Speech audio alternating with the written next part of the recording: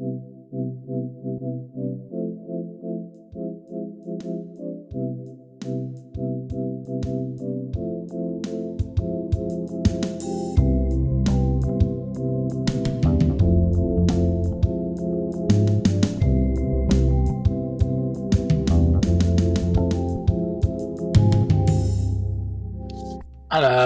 and welcome back to BrokeN Boys. This is episode 166.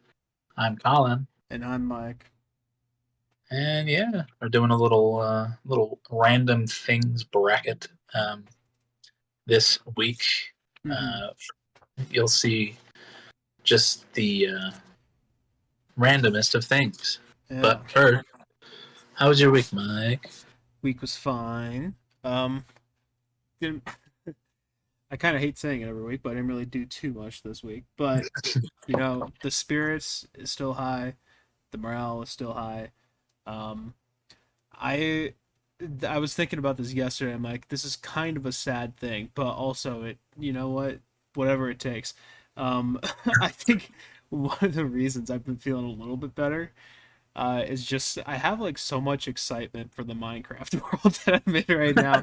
Like I'm having so much fun playing it. I can't explain it enough. But like I think recently, like in these last couple weeks or so, I've had a healthy balance of it. You know, there's when I first started it up, I was not playing healthy hours on it, but now we're a little bit better, and I'm pacing myself, and I have like so many hopes and dreams. I'm like, damn, this is so cool. It's just like real life. But you know, but the morale is still high. Didn't really do too much. But you know, I started working on some projects. Some of them being, you know, music related, and all that. And yeah, got some things done. So you know, we're getting there. The weather's been nice, which has been nice. Oh yeah. I didn't realize this until my buddy Dane, who goes to the same school as you, well, as us. I don't know how to include myself in that. Whatever, you know what I mean. But he told me, he's like, yeah, we got finals next week, and I'm like, bro, what? I feel like you guys are ending really early this year. But no, I feel. I mean, second week of May. That feels about right. Huh? I guess so. But I was just like, damn, that's crazy. But yeah, so you'll kind of be a free boy ish, ish. At least free from the grasps of the university. Yeah. Not from McDonald's though. I'll never be free from the grasp of McDonald's. Oh, never. Once you're there, you know. We're family. Yeah, that's McDonald's motto. We're family. But yeah, you know, morale's still been high, hope's been high and stuff, so that's good. Didn't really do too much. I mean, I guess on Wednesday I went with my dad to pick my mom up from the airport, just to kind of see how the airport works. She had like some sort of conference in Denver that she was gone for a few days for. But yeah, got to. I realized I hadn't been to the airport like for myself in a long time. Like, yeah, I think, well, it was when my brother and I were in Colorado last, so that's got to be pushing 10 years ish now or so. Yeah, probably pretty close. I don't know if it's exactly that. Well, you guys road trip a lot, don't you? We do road trip a lot. Yeah. So when we go places, we usually drive. My great grandpa, when I don't know if I ever talked about this on the pod, but he was a veteran and in World War II, and when he passed away, he got like, you know, full honors or whatever in Arlington Cemetery in Washington D.C. And, I remember that. Was that in high school? Yes.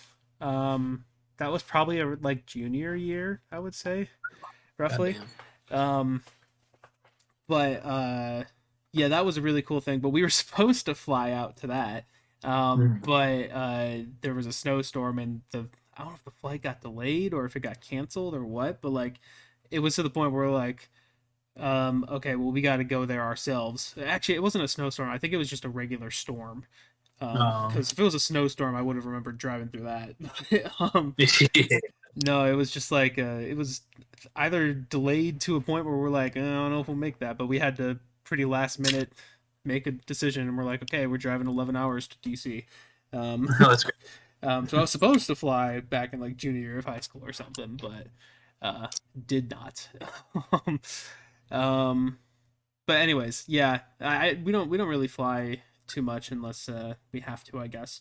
So I part of the reason why I wanted to go there is like, okay, well, if I'm not planning on leaving Chicago area anytime soon, so if I ever need to Yeah. pick someone up for the airport or something, at least I should see how it's done, ish. Yeah. Um, but yeah, not too complicated at Midway. The other O'Hare, that one gets that one's a little more complicated because that's where Yeah. we picked my cousins up from Iceland. Well, here's Last a little summer. hairy. It's what? Sorry. It gets a little hairy. Yeah, yeah, it does. Yes, it does. But yeah, not too bad. Other than that, I've been following the rap drama and Mhm. been you know, listening to music and all that kind of stuff. Listen to music, get inspired, and yeah, doing stuff. Um, but yeah, nothing too specific. But oh, I'm gonna remember to say what I listened to this week during this segment. It's an improvement. One person, I mean, people leave a lot of stuff in like shout boxes on album of the year, which is basically like a comment section on your profile, I guess. And Yeah. usually it's people like advertising themselves, whatever. But one guy was just like, "You want to do an album swap?" I was like, "You know what? Sure, why not?" um, so I was like, "Yeah." I think I gave him "Mercurial World" by Magdalena Bay. He had pretty similar tastes to me, but I was like, "You know what? He hasn't listened to this one, so that looks good." But he gave me David Bowie's Black Star, Ooh. which is one that's on my list of albums I've been meaning to get around to. Um, but so I listened to that a few times this week, and yeah, that's very good, very good album. I wasn't expecting it to be as like kind of experimental as it is. Like it's definitely a little odd in places, but Yeah. like in a cool way. David And Bowie. well, yeah, yeah, in a David Bowie way. I actually need to list David Bowie is someone in general I've been meaning to listen to a lot of albums from. A lot of his stuff had like really high scores. So Put him on the wheel. oh, that would be a long one as well. From what I've been scrolling through on there. Maybe I don't know. Um, but only if we listen to "Toy" by David Oh Bowie. yeah. We have to. Yeah, I'm still sad I didn't buy that dude, just for the album cover. just for the cover. Um, but yeah, that was very good. I'll talk a little bit more about that because we gotta do an end of the month thing this week as well. Um, Um, but two that I won't talk about because I listened to them after the date of May 1st, aka last night. Um, two things came out that I listened to. The first one was the Willow album in Pathogen. oh, that came Came out. out. Yep, that came out last night, and it's very good. I don't think it's as refined throughout the entire track list as I was kind of hoping it was, but it's still really good. And there's some more highlights on there that are just like, damn, she's getting into her bag right now. I hope she stays in this and does even better next time. But like for now, it's still a really good album. I mean, it's probably on track to being in my top 10 of the year. So, Um, yeah, I think it's definitely one you should check out if you're interested in like oh yeah, no, jazz. And well, I know you liked Symptom of Life a lot, which I do as well. But for you and the viewers, if you're interested in jazz and rock type stuff and like odd time signatures and kind of prog rock at points too, like it goes kind of crazy. And it's done pretty well for the most part. So, yeah, definitely one to check out. And then I saw it came out last night, and I was kind of curious about it. So I listened to the new Dua Lipa album that came out uh, called Radical Optimism, and it was good. It's just kind of like a good pop record. I was like, yeah, this is Dua Lipa. She's doing her funky '80s beats. She's sounding great over it. It's yeah. produced pretty well. Yeah, not much to say other than yeah, it's pretty good. But I do still need to check out Future Nostalgia because I know a lot of people Oh yeah. love I know a lot of people love that one a lot. Um, But yeah, that was about it. One other thing I thought of though, that I forgot to write down. I got a little I don't know what to call it. Um, a little self promo ish, I guess, on album of the year. I saw some people were starting some lists of like user based album of the year albums or whatever. Okay. So yeah, and they're looking for projects from people who are on the site of album of the year, and I sent it into a couple of them, and one of them actually got back to it already and gave me like an in-depth review of Coping Mechanism. Yeah. Um, yeah, I mean they gave it like a 75, but like they like went into depth on a whole bunch of stuff and like were pretty positive about a lot of stuff, and gave their critiques where I think definitely was their feelings and everything like that. I'm like, yo, this is like I mean, it's one thing hearing these things from people I know, but getting like an in-depth review from someone who has no connection to me is like so sick. So that Oh yeah. that kind of made my day. That was awesome. So shout out that person. I probably shouldn't say shout out if I don't know their name, but you can go look on album of the year and look for the long review on Coping Mechanism, and then here you go. Yeah, that's about it though for me. What about you? What's been up with you? Nothing like too crazy or anything. Just work, getting school done. Very, I'm a little burnt out, but Yeah, we're almost there, so it's not that big a almost there. deal. Week after next, I'll be up for the weekend. It'll be nice to see fam, see Mm-hmm. you, Odd. But you know, yeah, I've been following the rap drama as well, and the I'm playing Fortnite. I got the I got the Billie Eilish fucking festival pass. Nice. Yeah, sorry, it was just So. a funny transition from following the rat beef to straight into Fortnite. Been playing Fortnite. It's like Fortnite. Yeah. Um, but that's been good. Got a couple victory royales. Hell yeah. There was yeah there was a night where I was playing with my siblings and Max, and like we killed like I don't know. I think the combined kills between all four of us was like 36 Woo! people or something like that. Wiping the Um, sword. I know we were popping off. I don't know what was going on. And then I got a I got a solo victory royale yesterday, Yo. and I was like, oh yeah, ooh yeah. Nice. Um, but there was an update today because it's for Star Wars for May the 4th. Mm-hmm. Um, Jizz has finally come to Fortnite. Yes. Um, Been waiting. we can play the Cantina Band song in Festival now, which is great. But there's also a 21 Pilots jam pack, like which is like a 3-song pack or whatever coming at Ooh. some. So very excited for that. Yeah, I'll be Would love a Clancy skin or like a blurry face skin or something. Just anything. Clancy skin would go hard, or like the trench outfit or something. Yeah. Yeah, it would. But we'll see. I only really expect it to be like recognizable, like big songs, like Stressed Out, Ride, Probably. Heathens, maybe It like. might just be those three. um, Or but I maybe. was like, Oh, sorry. oh, you're good. I was talking to Zane, and I was like, it'd be cool to see, like I want to see Jumpsuit. They Mm. for like for something for like publicity for Clancy. You could have Next Semester in there, or Overcompensate, or because I think Next Semester would lend well to the festival thing. I agree.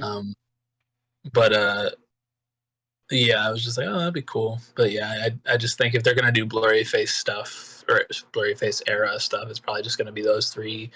Maybe Tear My Heart. I think Lane Boy would be good for the drums. Oh yeah, that would be a good one for drums. But yeah, that's exciting. I'm very excited. I'm surprised it took this long, considering how big of a fan Tyler is or was of Fortnite. But, Right. Yeah. Yeah. but yeah. Uh, what was working on Tuesday. We were very busy for some reason, like just consistently like going for hours on end. Mm-hmm. And I was on the headset taking orders, and like when you're taking orders up front, you have to make like the frappes and all the ice cream stuff and everything. So I was like running around a lot, Mm-hmm. and it was just like it was very stressful, and I've been burnt out, like I was saying. And I was like, I made an ice cream cone, and I like went to throw something in the garbage, Oh and no. the ice cream cone just toppled on the ground, like only the ice cream toppled onto the ground, and I nearly broke down. I was just I was like I dropped it, and I like kind of fell to one knee a little bit, and I was like, I'm gonna kill myself. I'm Oh just no. gonna do it. This is the end. Right here in this McDonald's kitchen. Yeah. Um, but I said that, and my coworker was like, you good? And I was like, no, no. Then Max came over to me, and she's like, what's wrong? And our coworker was like, he's having a breakdown. I was like, I can't. So that was fun. And then yesterday, this like, I don't know, 60, 70-year-old man came through the drive-through while Max was on headset, and he when people pull up, we get a little beep in our headset to notify us that somebody's there. Mm. But as soon as he pulled up, before the beep even happened, he pulled up to the speaker and immediately started going, "Hello, hello." Hello. Yeah. And like, so and when people do that, we tend to like ignore them for a couple seconds just to make them be patient a little bit. Mm-hmm. But instead of waiting, I think she was in the middle of something, so she went, "Give me a second, just 1 sec, please." And instead of waiting that 1 sec, he just pulled up to the first window, and they took his order up there. So Max went back there, and she's like, "We're not supposed to take orders back here. You have to do it at the speaker." Mm-hmm. And he's like, "There, I took my order. You can go. Bye bye. Goodbye. Goodbye. You can go. Go away." And she was like, "You're talking to me like that? You're a grown man. You're a grown man." She like actually said that to him, and he's like, "But go away. You're good. You can leave. Goodbye."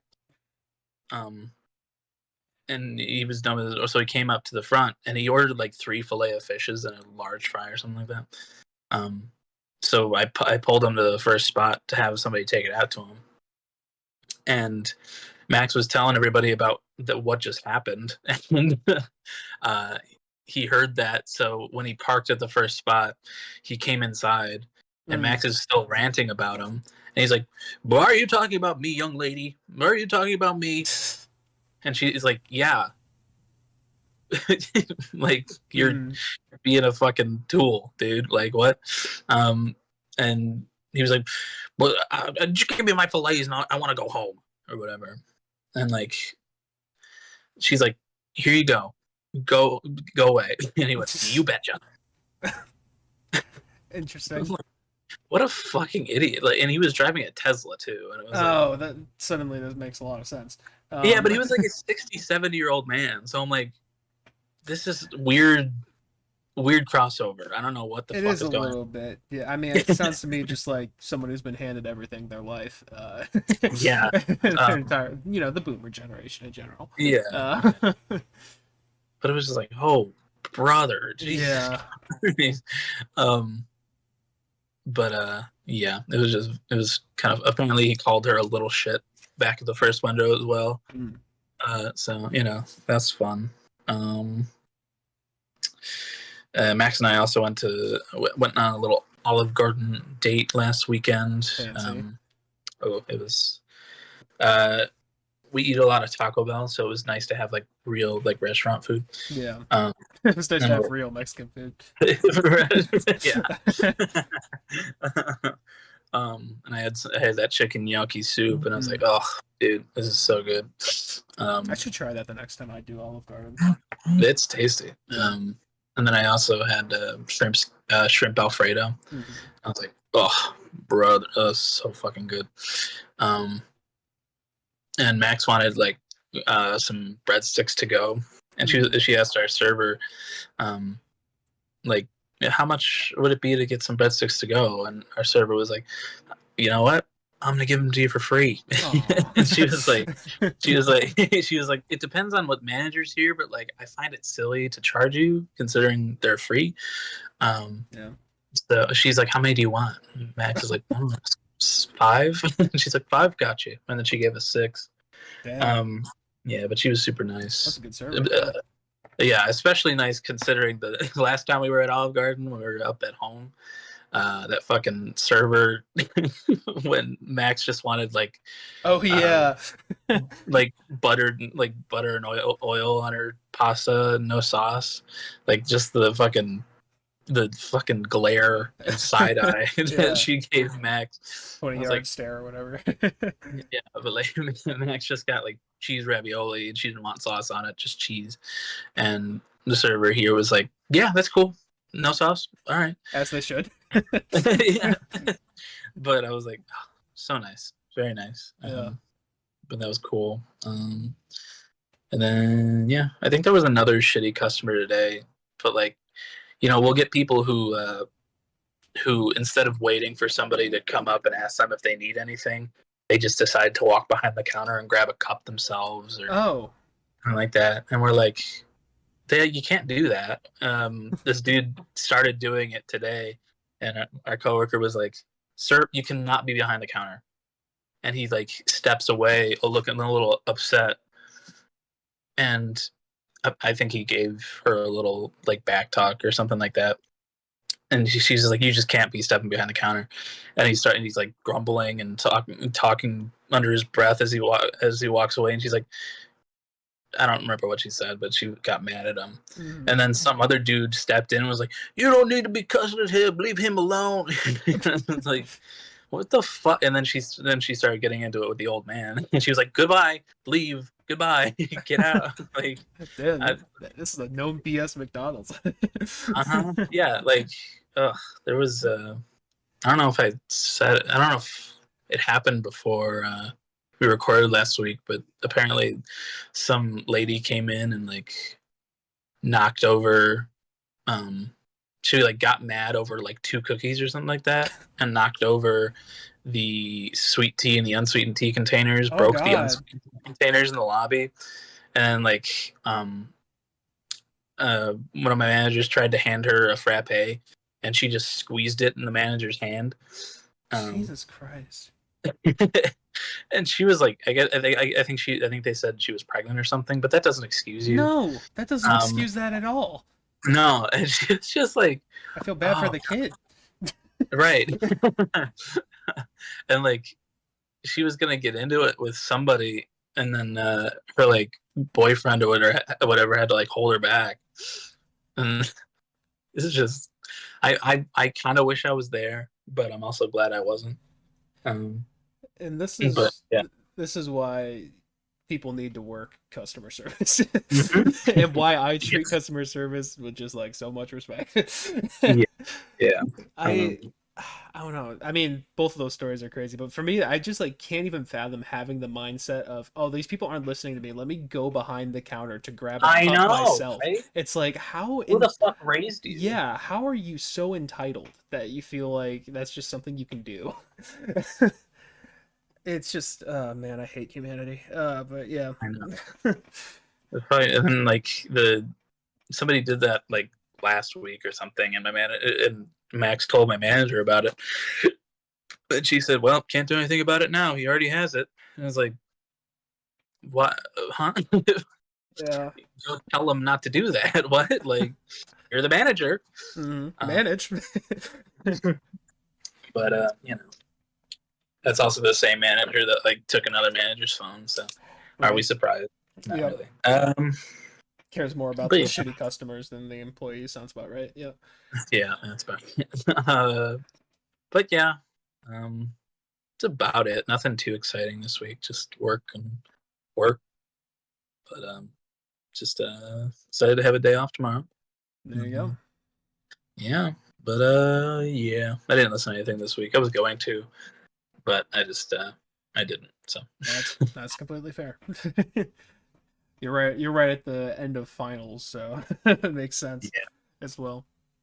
yeah. But cool. But yeah. Want to do music news or roundup first? Uh, I probably only have like two things for roundup. So, Okay. um, if you want to do roundup real quick, we can do that. I don't know how quick yours is gonna be, but I'll keep it quick. I've talked a lot about these already, but all cool. right. Well, I guess I should start. Hold on, let me pull up my scores just so I can make sure I say my correct score that I gave these things. Ratings.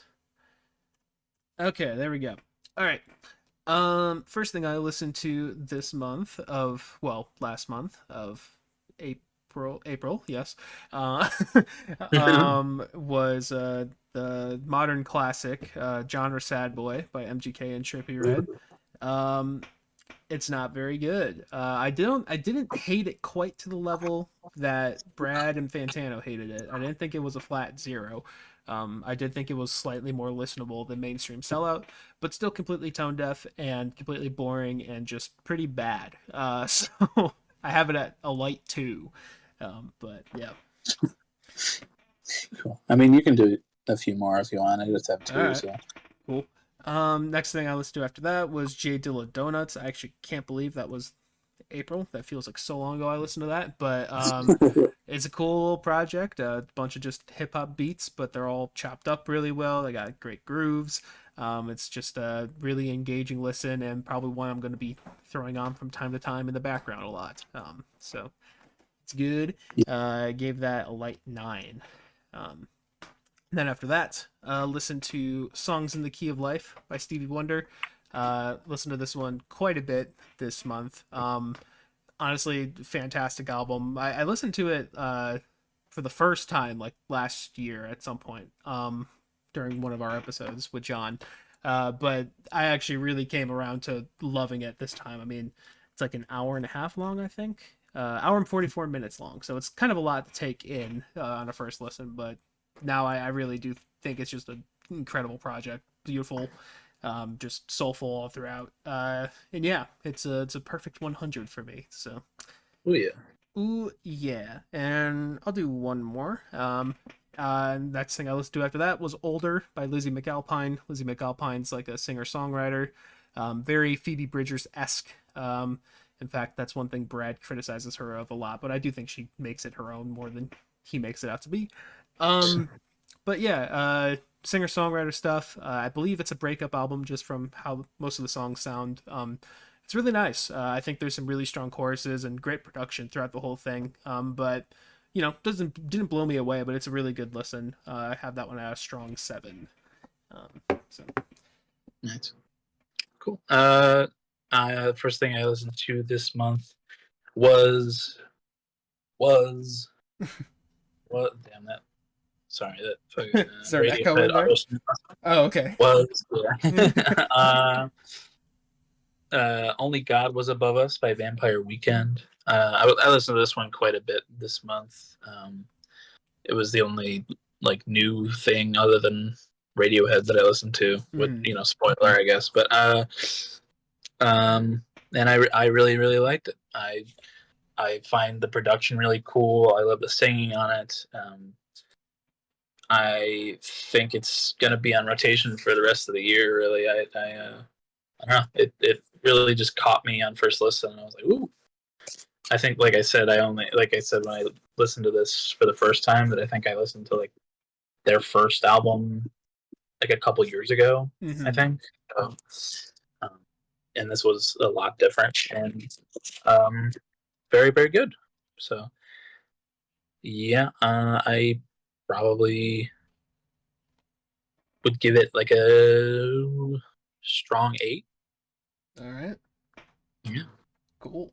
Um, yeah, next thing I listened to was "Only God Was Above Us" by Vampire Weekend. I didn't mean to time it that way, but you know, timed it pretty well. I also really love this. Both you and Dane, and I guess a little bit of Fantano and Brad as well, were just like, "Yeah, this is really good. You should listen to this." I'm like, "Okay." Brandon Fantano didn't tell me that personally, just to clear that up. Um, uh, but yeah, I mean, it's a great record. I really love a lot of things about it. I think the choruses are super strong. The production's unique and really cool. I love the mix of like, the string bass and like the kind of jazzy elements throughout it, but also electronic and like kind of dreamy elements throughout it. It's really cool. It's a really great mix of sounds that I like a lot, and I think I currently have it as my album of the year. But for me, it's a light nine. I really love it a lot. oh yeah. Um, then the next thing I listened to after that was "What's Going On" by Marvin Gaye. Really good, you know, uh, Vietnam protest album that does apply a lot to modern days as well. Just about war in general, just like, hey, this shit's stupid, pretty much. But yeah, it's a great album. Marvin Gaye has a great voice. The subject matter's, you know, important and long lasting, and the instrumentation's really nice. One thing I didn't expect about it is, if I remember correctly, a lot of it kind of like bleeds into one another, so it's like the transitions are really seamless, which is another cool thing when albums do that. But yep. Oh, and I have that one at like a light to decent nine as well. Really good. Um, then after that, I listened to the Tortured Poets Department by Taylor Swift. Um, I think it's gotten slightly overhated. Yeah, the lyrics are pretty cringe at points, and the sound palette is pretty boring. But I think it was still like fairly listenable, and overly long for sure.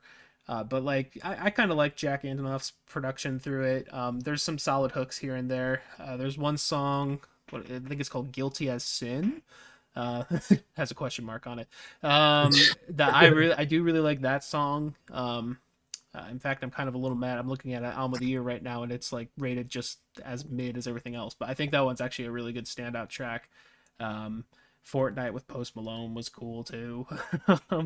But it's kind of cringe, but it's just like a slightly more tone deaf Taylor Swift than she has done before. But I think the production's pretty good throughout it, and the songs are pretty listenable. So it's not like anything offensive to me or anything. So I have it at Yeah. like a light six. And yeah, you want to do your last one, and then I'll have a few more after that. Sure. Yeah. And the last thing that I listened to was most of Radiohead. And we talked about that last week. So if you want some in-depth details on what I think of their albums, you can check out that episode. But overall, I really, really enjoyed it. They've become a band from. They've become a band that I like enjoy and respected to a band that I really, really, really love. Hell yeah. Um, Through that listening, and they got a lot of albums and songs that I'll definitely have in the rotation for a long, long time. Um, I especially liked the Bends, and King of Limbs was a surprise Mm, heater for me. But yeah, if you want to hear more in depth details, go check out that artist analysis. But overall, I gave their discography like I think a strong 8. nice. Yeah, I think Like that's what that. you said. Yeah. Um, cool. Yeah, I didn't write it in my thing, but I did listen to a whole bunch of Radiohead B-side EPs and various things. I'm not going to go into detail on those, but again, you can hear me go into detail on them last week's episode, because I listened to 200 plus Radiohead songs for that. It was great. Um, also something I forgot to mention is I was sick throughout the beginning of this week, but Oh yeah. uh, it wasn't too bad. It was just kind of like I don't want to do anything, so I'm just gonna eat, Crap. play Minecraft, eat a little bit of ice cream to ease my throat. It felt really good. Yeah. Mhm. Anyways, from the last few ones I listened to this month, "Conla's Well" by Maruha. Maruha had my song of the year last year, and their EP was also really high in my album rankings last year. And yeah, this EP is also very good.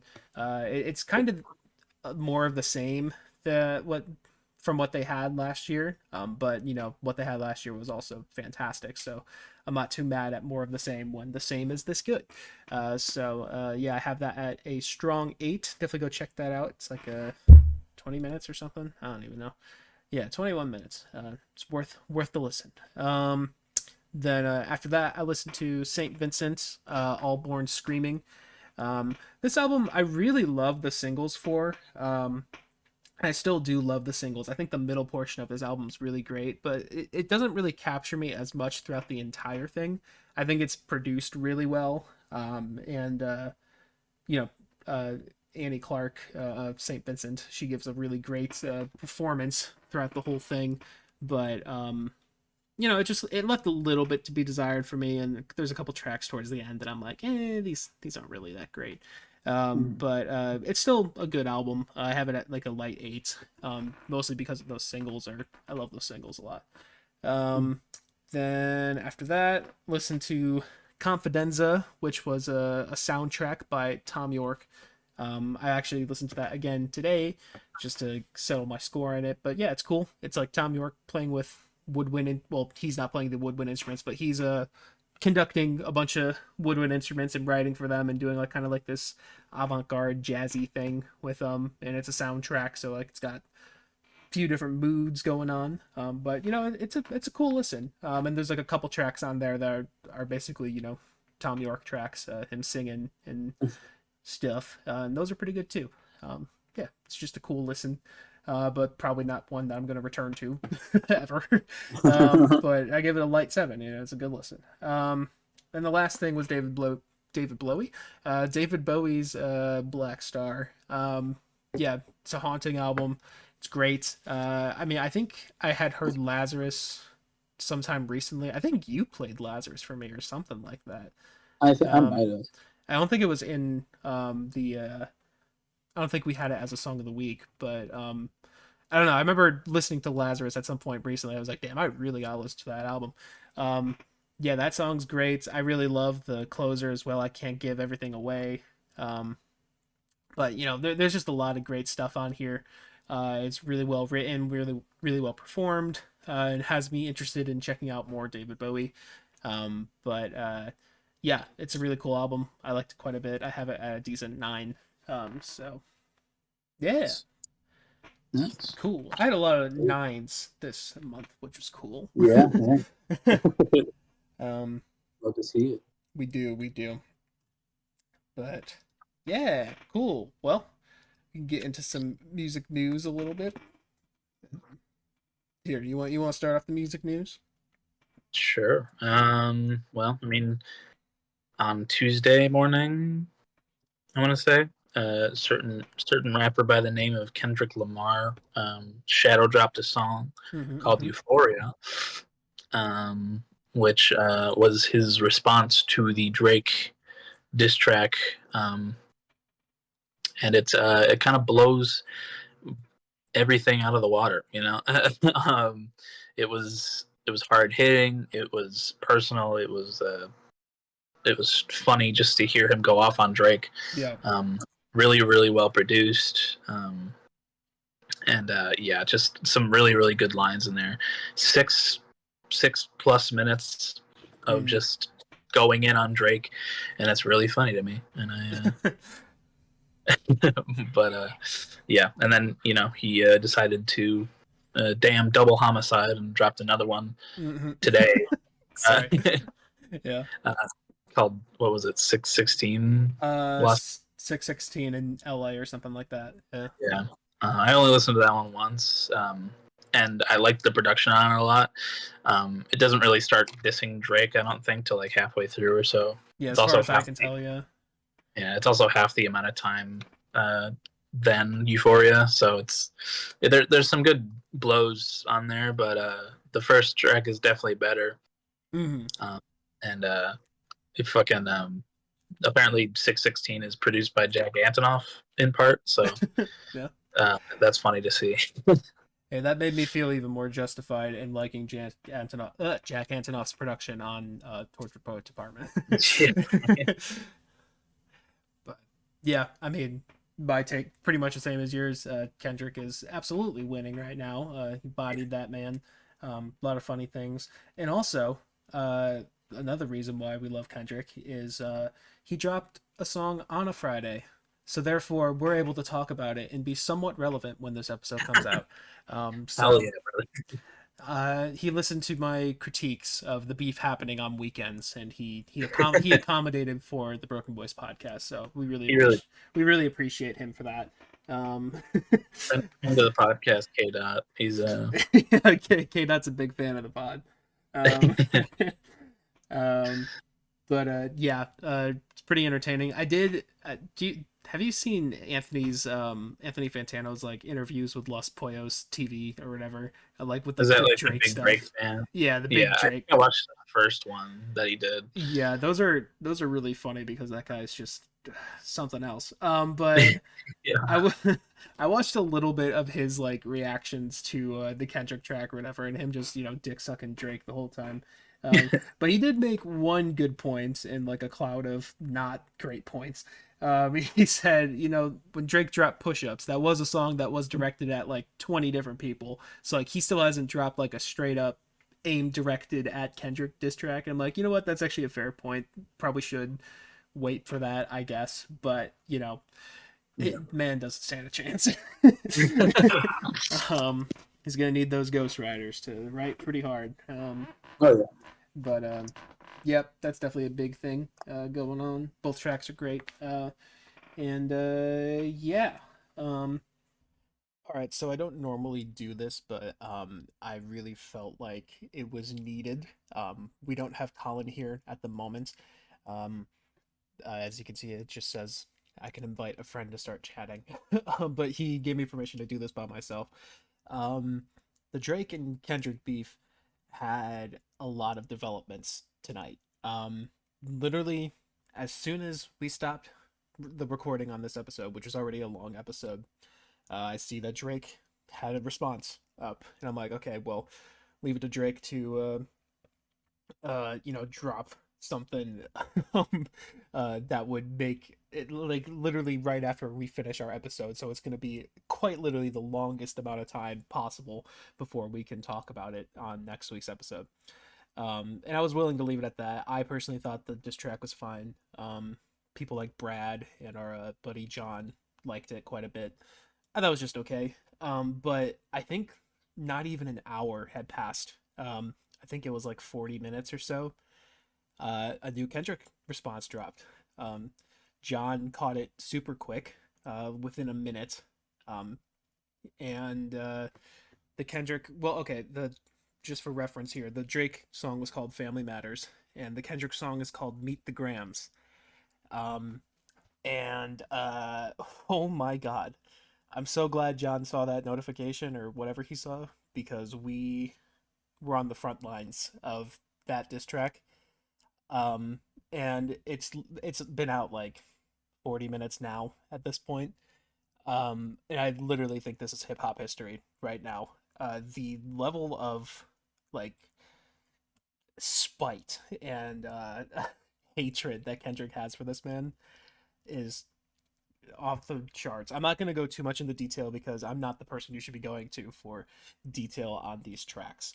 But basically, Kendrick reveals that Drake has another kid that he hasn't been accounting for, wonders how many more there are, and basically just writes messages to Drake's family saying that he's sorry for how shitty of a person that Drake is. And it's like, it's a cold song. Like, this song is filled with hatred.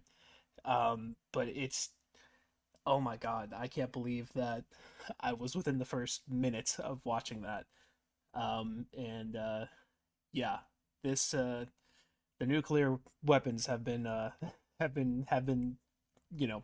launched. So we'll see what happens from here. But I felt like this really needed to go into the episode. So have fun. Okay, this is edit number 2, and all I gotta say is another one. Kendrick dropped another track called I probably should have had this pulled up.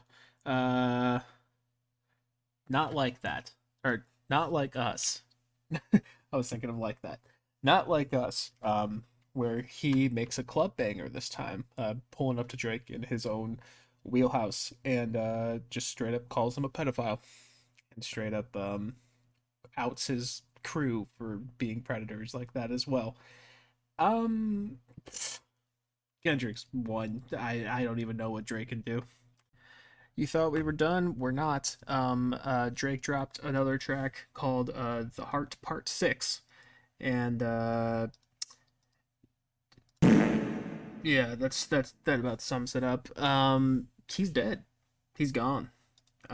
He basically just said "nuh-uh" for the whole track, and especially towards the end, you could.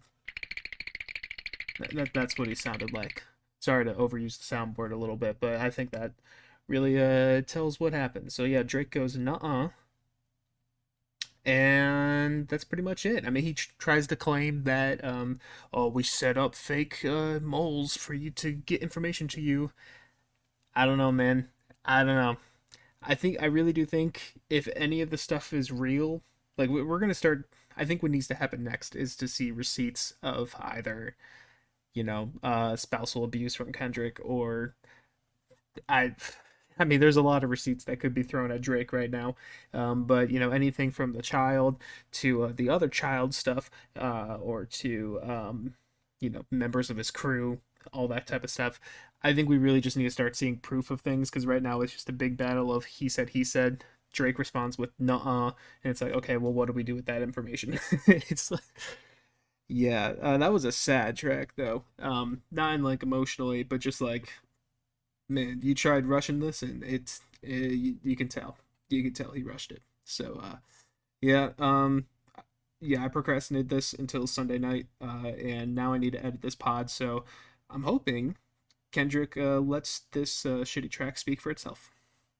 Other than that, we had a 21 Pilots show last night, Yeah. live in New York. I didn't see that you sent me a live stream thing until like 3 or 4 a.m. and I was like, oh. But I did watch someone who re-uploaded the whole thing on YouTube. I kind of skimmed through there a little bit, and man, this has got to be like one of the best set lists I think I've ever seen them do. Seriously, dude. Like, it's just banger after banger after banger. Like, you get a little bit of everything. Mulberry Street, I was happy to see that, because sometimes I see a lot of slander for Mulberry Street, and I don't get it.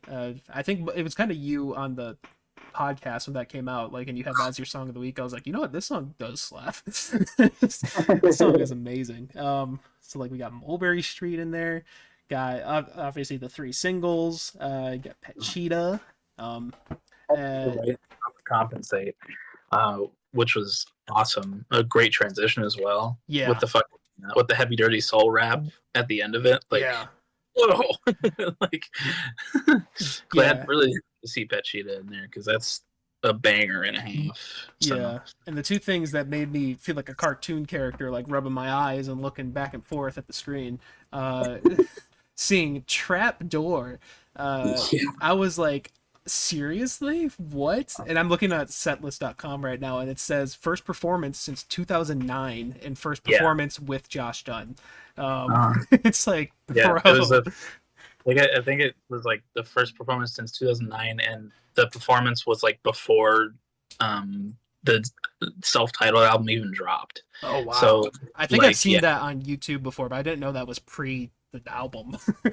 Yeah. So that was fucking crazy. Yeah. There's a person that like is big on Twitter who's a big 21 Pilots like follower. Mm. Her name's Shay, I think. Yes. Yeah. And I follow her, and she was like, oh, I'm going to live stream some of it. And then she started live streaming. I was like, oh, what song are they going to play? And then they started playing Trapdoor, and I was like, whoa, huh? Yeah, I wish I was in the live stream for that moment in particular. But still, like, we talk about them a lot on this podcast, but like, there was a good chunk of time there where they just like didn't even really acknowledge anything from self-titled or regional at best, and they started toying it with a little bit, like playing Taxi Cab, I think, during the Bandito tour, I think it was. They started playing with some stuff and doing like things in little medleys, but doing a full performance of Trapdoor is something I could only dream of. Like, Right. Like, that's like actually insane to see. and has me so hyped for whatever the hell they're gonna do during the Clancy tour. I mean, I wouldn't mind if they keep Trapdoor in there, because I think you and I both agreed that that's one of the best songs on self-titled. Yeah. Also, another one of the best songs on self-titled. They also played "Isle of Flightless Birds." Yes, I was supposed to get that. Yeah. Holy shit! Yeah. That was also cool. I think that was like 12 years since they played that song or something like that. It says first performance since 2014. Okay, so 10 years. Yeah. That's still a long time. And that was also awesome to see. He was wearing his that blurry face kimono and with the ukulele and everything. And he was doing it on the. Sorry to interrupt, but just with the ukulele, I believe that's like a baritone ukulele or something like that, and he's been using that a lot. I mean, most notably, he has it during the Next Semester music video, and that's what's playing during the end. I really like. He has me almost wanting to buy another ukulele just because I'm like, dude, that's such a nice, rich sound, and it doesn't sound like cringy 2016 ukulele stuff. It's so nice. But anyways, yeah, continue. Yeah, it was just, but yeah, that set list. I don't know. They were on something. Yeah, and they also have Screen in there, which I know you love Screen a lot. I love Screen. Yeah, I was happy for you when I saw that. Yeah, I was really happy to see that. But I was also it was really cool to see just the new stuff being played. Yeah. Hearing what Backslide sounds like live really made it had already been growing on me since last week, but hearing it live and hearing Tyler sing it in a live setting made it grow even farther on me. It sounds really great. There was also, I think somebody said that he said during the concert that the songs are going to be more straightforward in their meanings. And during that song, he had a chair on stage, and he wrapped the Clancy thing, the Clancy rope or whatever the fuck it is, around his neck in a noose type way. Yeah. I missed that pretty part. Straightforward. Yeah. Pretty straightforward. And then they also played "Leave the City," yeah, which was beautiful. And also during that song, he unwrapped it from his neck. I was seeing that part. Yeah. Yeah. So yeah, it's just I'm very excited for October. Yes. Yeah. Oh, and one other thing I wanted to mention, going back to Isle of Flightless Birds real quick. Yeah. He did like a little outro with just the uke and him, and dude, that was so gorgeous. That was so good. Yeah. You could tell he was getting kind of emotional at it. I was like, damn, man. Seeing self-titled getting appreciated by Tyler is like a whole. It's emotions I didn't even know I was gonna process. I thought when he made that little set list of potential songs or whatever, I didn't think any of those stood a chance at being like a full performance. So yeah. No, I would love to see both of those songs. I would love to see "Fall Away." Yeah.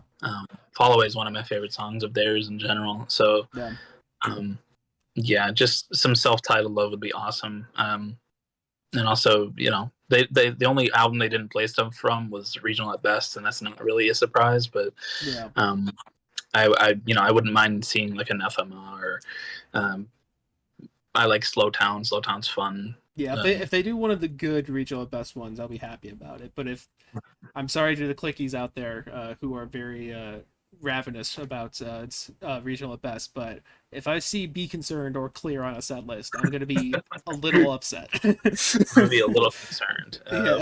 Yeah, bringing out Joseph. Yeah. But also, what was surprising is there was no Stressed Out, Ride, Heathens, or Car Radio on this. I didn't even notice that. Yeah, you're totally right. Which, those are pretty much staples in the set lists since 2015, 2016. So not having any of those songs and then taking out classics, dusting off the oldies, oldies station, Trapdoor. Yeah, I was gonna say dusting Isle of Flightless Birds and Trapdoor off, giving them some love. Just awesome to see. I would not mind if they retired Stressed Out. I do like when because I think the way they've been doing it recently is with that remix at the end or whatever, which is pretty cool. And there's a lot of fun energy, but yeah, I like Stressed Out. think it's a good concert moment. You know, everyone knows it, so like even the, you know, it's just, but like I don't know. This, I think it's had its time. Yeah, So I would personally wager it's probably because they're doing, these small shows for fans, like these small pop-up shows or whatever you want to call them. I feel it's probably left out just for these, and that in the big set list you're probably still going to get all three of those. Maybe not yeah, Ride potentially, but yeah. yeah. I would. I don't want Car Radio to leave. I think I that's agree. Yeah. that's a definite one. I think the way they do Heathens live as well is one that I'd love to see every time. So Yeah. Heathens Live yeah, actually is really fun. yeah. The way he screams at the end is great. And the bass always so Oh good on that god, one. and the visuals are always really good for that one Yeah, as well. true. But the yeah, also with their logo in the background during the show, it like changed colors throughout the show. Oh. And we know the blue is a sign of defeat. And during Backslide, when he says you should let go, it turned to blue or something like that. Ooh. So yeah, Nice. yeah, I love that band. You know what? I think I do too. But yeah, I'm very very excited. Yeah, and something I thought of just when I was talking there, I made a little joke about Oldie Station or whatever, but that I guess I'm not sure if I like fully considered it, but like Oldie Station could be about the older songs or something, with how much Yeah. consideration he's been giving them, I guess recently. I don't know. I feel like there could be something there where that song is maybe it's a big mashup of regional best. Who knows? I could see them using like samples from older songs, like having like a slow town moment in there, Or like or like a references in general or something. Yeah. or like I could see like the beginning of the song being like flipping through radio stations and it's just playing like, A car or maybe drove an to death. yeah, Hurry! like maybe maybe just in like the music video, but have Tyler flipping through stations and like there's like different songs from Regional at Best and self-titled and stuff playing. Yeah. But yeah, I was also happy to see that like my prediction for the next semester thing was a little correct, at least. He didn't like where he didn't really like would conduct the audience a little bit. He didn't do it like crazy amount, but he was like trying a little bit. Yeah. I do imagine it's going to be a lot easier to do that in a stadium than in a small venue, but yeah, yeah, it was next semester live was also fantastic. yeah, yeah. It was just a damn good set list, Yeah, and has me really excited for this tour and album and everything. So yeah.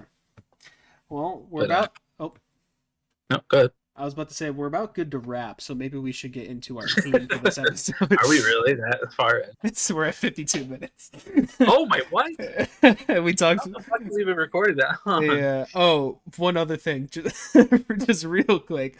I'm not sure if you saw this, but I thought this was stupid. There were people criticizing Josh Dunn on Twitter this week because he got like coffee with fans or something, and they're like, he shouldn't be picking favorites with fans or something. I'm like, bro, what are you talking about? He's a grown man. It's Josh Dunn just being nice to fans. Like, what do you expect from him? Right. Jesus. Yeah, I thought that was really dumb, but yeah. anyways.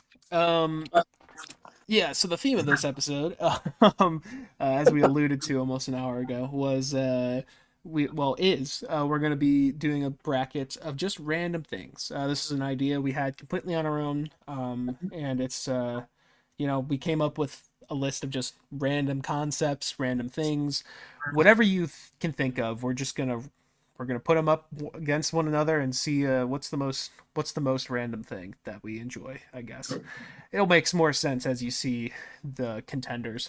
But I haven't seen any of Colin's picks yet, so I'm ready to be entertained by some of these matchups. It should be good. Yeah. Some of them aren't things you're gonna enjoy, but yeah, they are. You'll see. Not all things are good in randomness, like I always say with Song of the Week playlist, sometimes you gotta poison the well a little bit. It's true. But all right, I'm gonna click watch stream and go full screen. Actually, wait, I shouldn't go full screen because that's gonna mess up the recording. Here we go. That's good. Okay. All right. This first matchup is Trees Regional at Best version versus Unlimited Games, but no games. Wow. Two classics right up one against another. I mean, look, I love me some Trees. We were just on some our 21 Pilots talk, but Trees is a great song. It's a great closer. But also, like I said, there's some things from Regional at Best I don't want to revisit. And the Regional at Best version of Trees falls underneath that. What I do like revisiting though is the everlasting bit on Chuckle Sandwich of would you rather have unlimited bacon but no more games, or games, unlimited games but no more games. And I think that's just a thinker for the ages, really. So It really is. Yeah. I'm gonna agree with you here. Trees Regional at Best is really bad, and I'm glad that they changed it for Vessel. And I'm glad it's become the classic it is for the closer of their live shows. But what closes out every Chuckle Sandwich? A good amount of Chuckle Sandwiches, at least. The two closers. Is Schlatt's hypothetical, and I hypothetically love that. So Yeah, I'm gonna go with that. unlimited games but no games. I should have wrote it as games, unlimited games but no games. But all right. That's right. All right. Next we have Rain versus a minor. No, and you said A minor. A minor. Oh. Yeah. A minor. Like the chord or the key, if you will. Right. Yeah. Well, I don't really know what A minor sounds like. Oh, I can help you out with that. Hold on. Okay.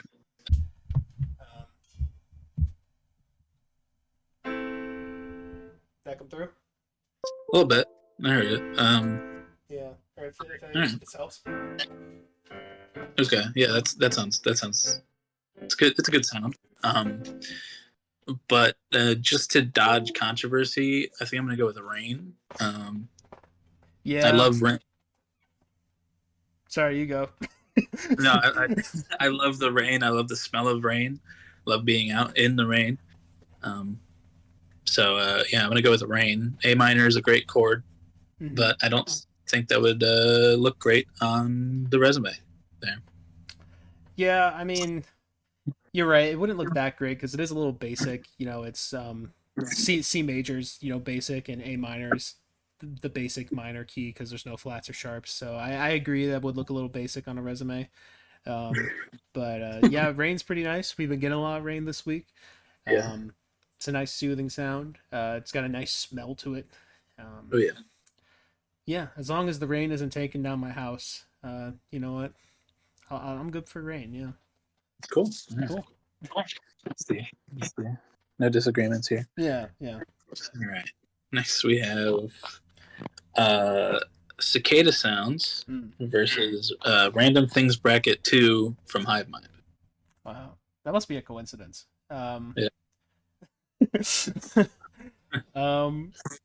I mean, cicadas don't them fuckers only come out like every 30 years or something?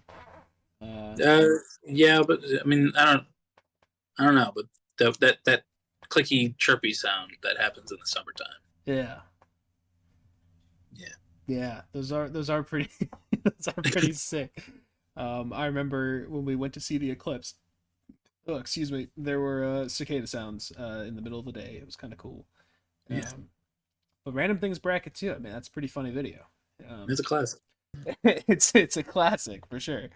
I mean, me personally, I would rather listen to Riley and Graydon make funny observations about life and random things versus cicada little chirps, even though they're kind of a vibe.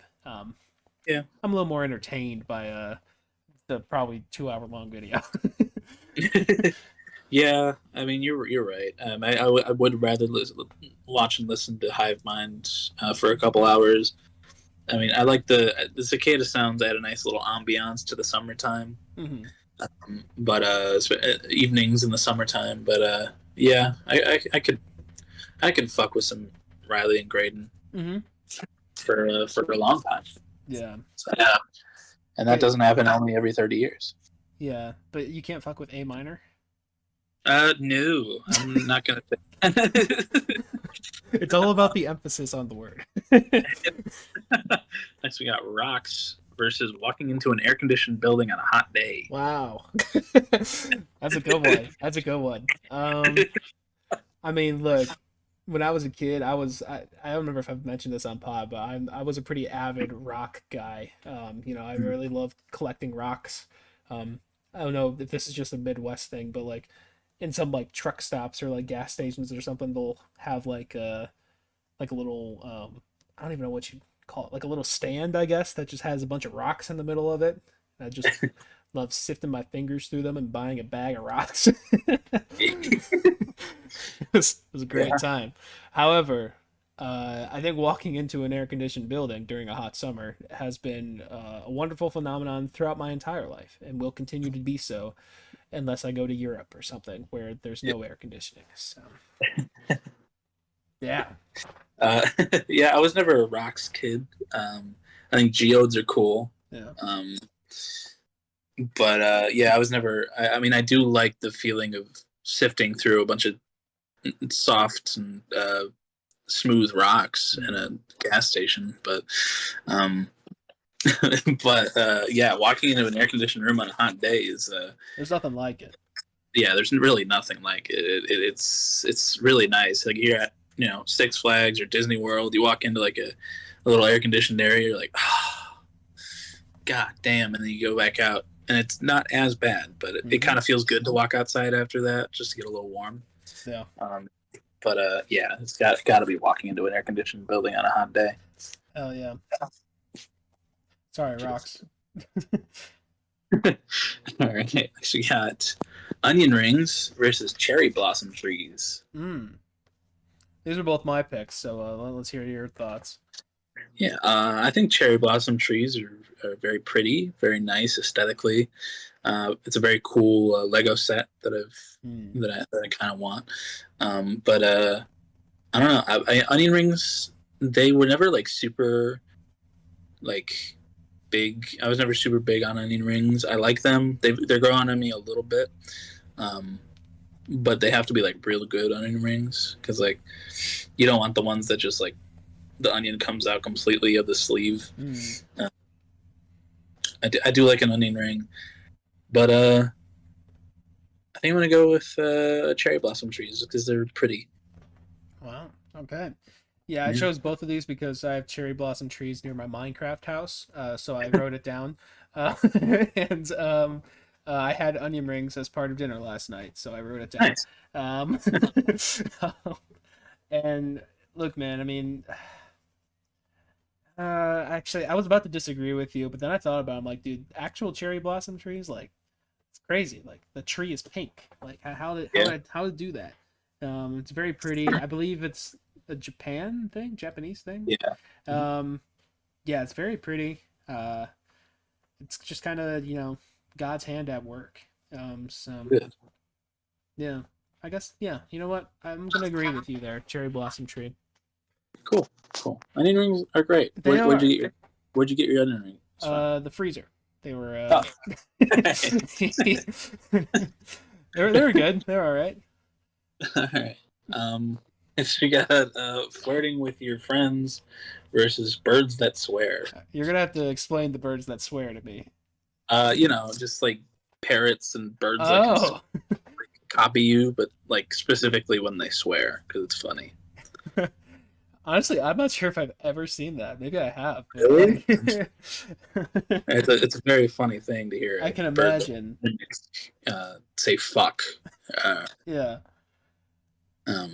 But I mean, flirting with your friends is something that I do on a daily basis. Yeah, we dabble. Yeah, and it's something we've dabbled in for at least 10 years. We've been dabbling for 10 years. We're probably past the 10,000 hour rule, but I still think I'm learning every day, and becoming better at it. So I do love birds that swear. I think it's a very funny thing, but I think flirting with your friends is where I'm going to go here. Yeah, I gotta agree with you. I mean, I can imagine a parrot saying "fuck" in my head, and it does sound Yeah. pretty funny. But you know, I've laughed at quite a bit of the flirtatious natures of our group chat as well. Yeah. If that was ever leaked, I mean, Yeah. I don't think any of our future partners or current partners would want to see that. So get a little jealous. Yeah. I mean, Max knows of it, Yeah, in concept. Yeah. But, yeah. Yeah. But yeah, flirting with your friends. We'll move on here. okay. Cool. Now imagine the parrot saying "fuck" to that. Yeah. All right. Next, we got the loving touch of a woman versus O.J. Simpson. Ooh. That was kind of. That's an ironic one. Well, I think I know which one he would vote for.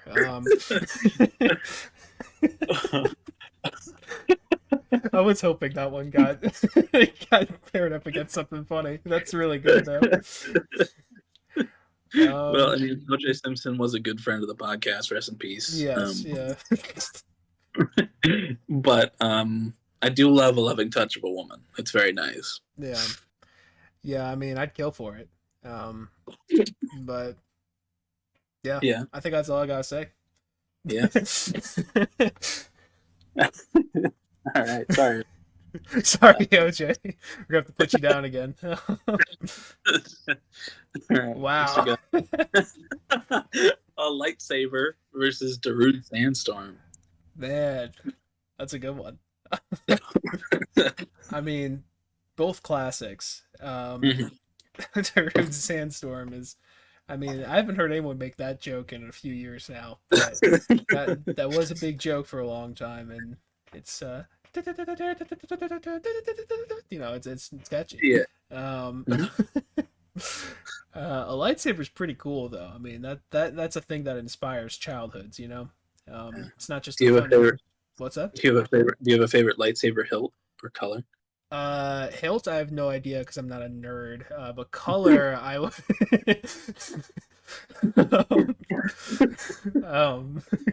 Color, I would. You know what? The green ones are pretty cool. Yeah. I'm a red guy, but that does represent bad things, conservatism and stuff. But yeah, I'll go. Why can't I think of the Green Party? What's that? Libertarian? I'll go Libertarian for lightsaber color. Actually, if you really think about it, the main colors in the Star Wars lightsabers really do represent a lot of political. Yeah, and I mean, political truth. I mean, the Sith were space Nazis, and the Republicans are a bunch of Nazis right now. So it's right. They're Earth Nazis. It works out. Yeah. But like I was saying, though, I mean, a lightsaber that inspires childhoods. Darude Sandstorm's a funny joke. It was back in like 2012, but lightsaber that's just it inspires creativity and I don't know, childhood wonder. So yeah, I'll go with a lightsaber here. Yeah. I have a couple lightsabers of my own. My favorite hilt, if anybody's wondering, is Obi-Wan's. But Obi-Wan does have a good hilt on him. Yeah, you're right. Yeah, he's got a great cock. But he, I like the blue and the purple. Purple's my favorite color. So, yeah, I mean, I love Darude Sandstorm. It's very fun on Fortnite Festival. But it's funny joke. Yeah, a lightsaber. I had a bunch of those little plastic ones when I was growing up, and I have a couple very expensive ones now. So, yeah, I'm gonna go with a lightsaber as well. Nice. Yeah, I had those plastic ones too. I remember I accidentally hit my cousin in the eye with it, and I felt very bad. Right. Fortnite. We have battle royale based games versus unlimited games, but no games. See, I put battle royale based media because I wanted to include things like the Hunger Games or something like that too. But games, battle royale games are a big thing. But what's better than games? I mean, unlimited games. Yeah, but no games. Yeah, but the first part of the question, or the first part of the caveat is unlimited games. So I mean, Yeah. However, there is a but in there. So yeah, but shouldn't be staring at the butts. yeah. Um, I'm a big fan of battle royale based media. I like Fortnite quite a bit, and um, I've had fun with the Hunger Games. I read those books and watched those movies.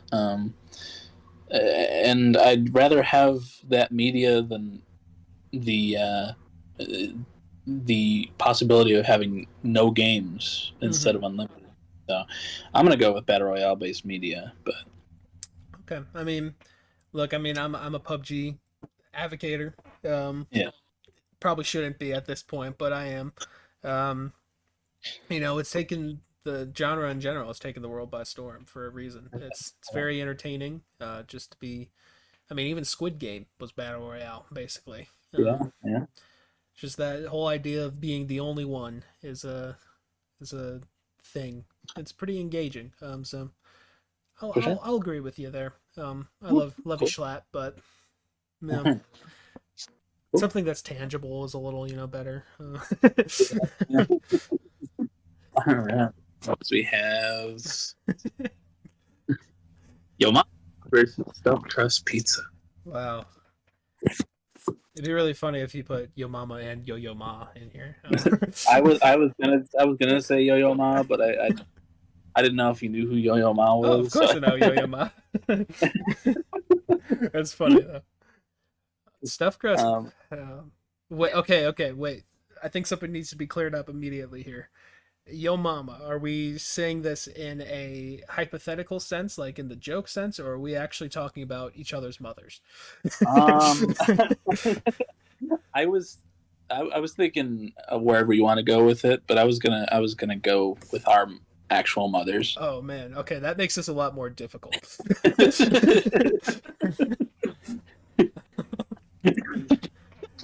All right, now what kind of stuffed crust pizza are we talking about? It could be stuff. I'm just talking like classic stuffed crust, Like like Chicago cheese. style? No, like what? Oh, I'm thinking deep dish. Oh, I'm thinking just like cheese in the crust. That's what I'm thinking. okay, that actually makes things easier for me. Stuffed crust. Okay. Yeah, I was gonna Um, say. I mean, look, stuffed crust pizza is good. It's nice every once in a while. I do think it's more of a novelty every once in a while, though. I do prefer just non-stuffed crust pizza, especially after working at Little Caesars and learning that basically the way to do a stuffed crust is just shoving a cheese stick in the dough. Yeah. And it's just like, oh, that kind of takes the magic out of it a little bit. I don't know. Mhm. But I love my mother. So Yeah. yeah. Yeah, I agree. I haven't had a stuffed crust pizza in a long time.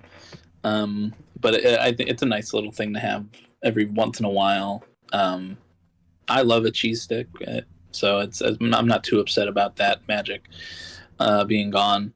However, I love my mom, and I have no problems with Yo Mama. So, um, Yeah. I'll go with Yo Mama. Nice. All right. So we have the smell of exhaust on a winter day versus floating head movie posters Mm. Sorry, it was the smell of exhaust just on any day? on a winter day. Winter day. Yeah. Very specific. Yes.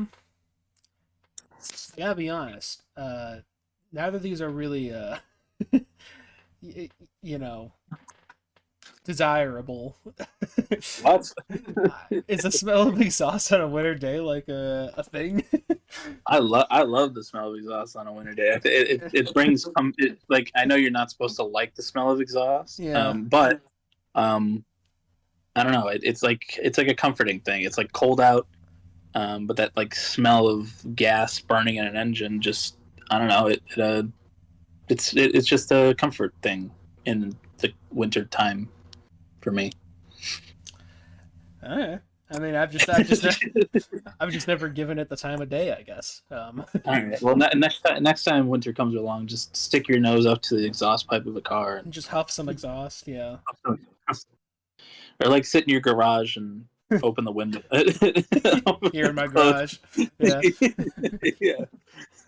Take a little vlog of my nap time. Yeah. Okay, yeah, I'll have to try that out next winter. I mean, I don't hate floating head movie posters as much as I think a lot of people do. Like, I think it can be done well, and it doesn't really like bother me. Like, I don't know. I guess my mind doesn't just see that as like cheap or anything like that, even though it is. I just see that I'm like, yep, that's a movie poster. Um, so I don't really feel too passionate about either of these. Um, so maybe just for your sake here, because I mean, if you talk about floating head movie posters before, I assume. I'm not a big fan of floating heads. I do, I do prefer like a nice like creative movie poster, Yeah. but I do understand that you want to get the faces of famous actors on the poster just so people will see the movie, based off the poster. But yeah, I don't know. Like I said, that exhaust in the wintertime is just a nice little comfort thing for me. So. All right, I'll just for your sake, buddy. I'll go for that one. Like I said, next time winter comes around, just stick your nose up to a pipe. Yeah. All right. Next we got ice cube tray versus rain. This is ironic. It is a little bit. You can't have ice cubes without water, and you know what rain is? Water. Whoa. Crazy. I mean, look, ice cube trays can come in clutch sometimes. I mean, I have grown up in a privileged household, but I've always had an ice maker on my fridge. But when I lived in the apartment, we did not. So there's a few times I used the ice cube from an ice cube tray, but at the same time, I also don't really use ice cubes that much in my own stuff. Every now and then if I have like a really hot soup or something, I'll put an ice cube in there, let it cool down a bit. But like if I'm indoors, my drink's not gonna get warm, in my opinion. I mean, maybe it'll get like lukewarm, which some people hate, but I'm not really one to put ice in my stuff that much. I just kind of would rather have a drink that's slightly warmer than watered down. Yeah, but that's fair.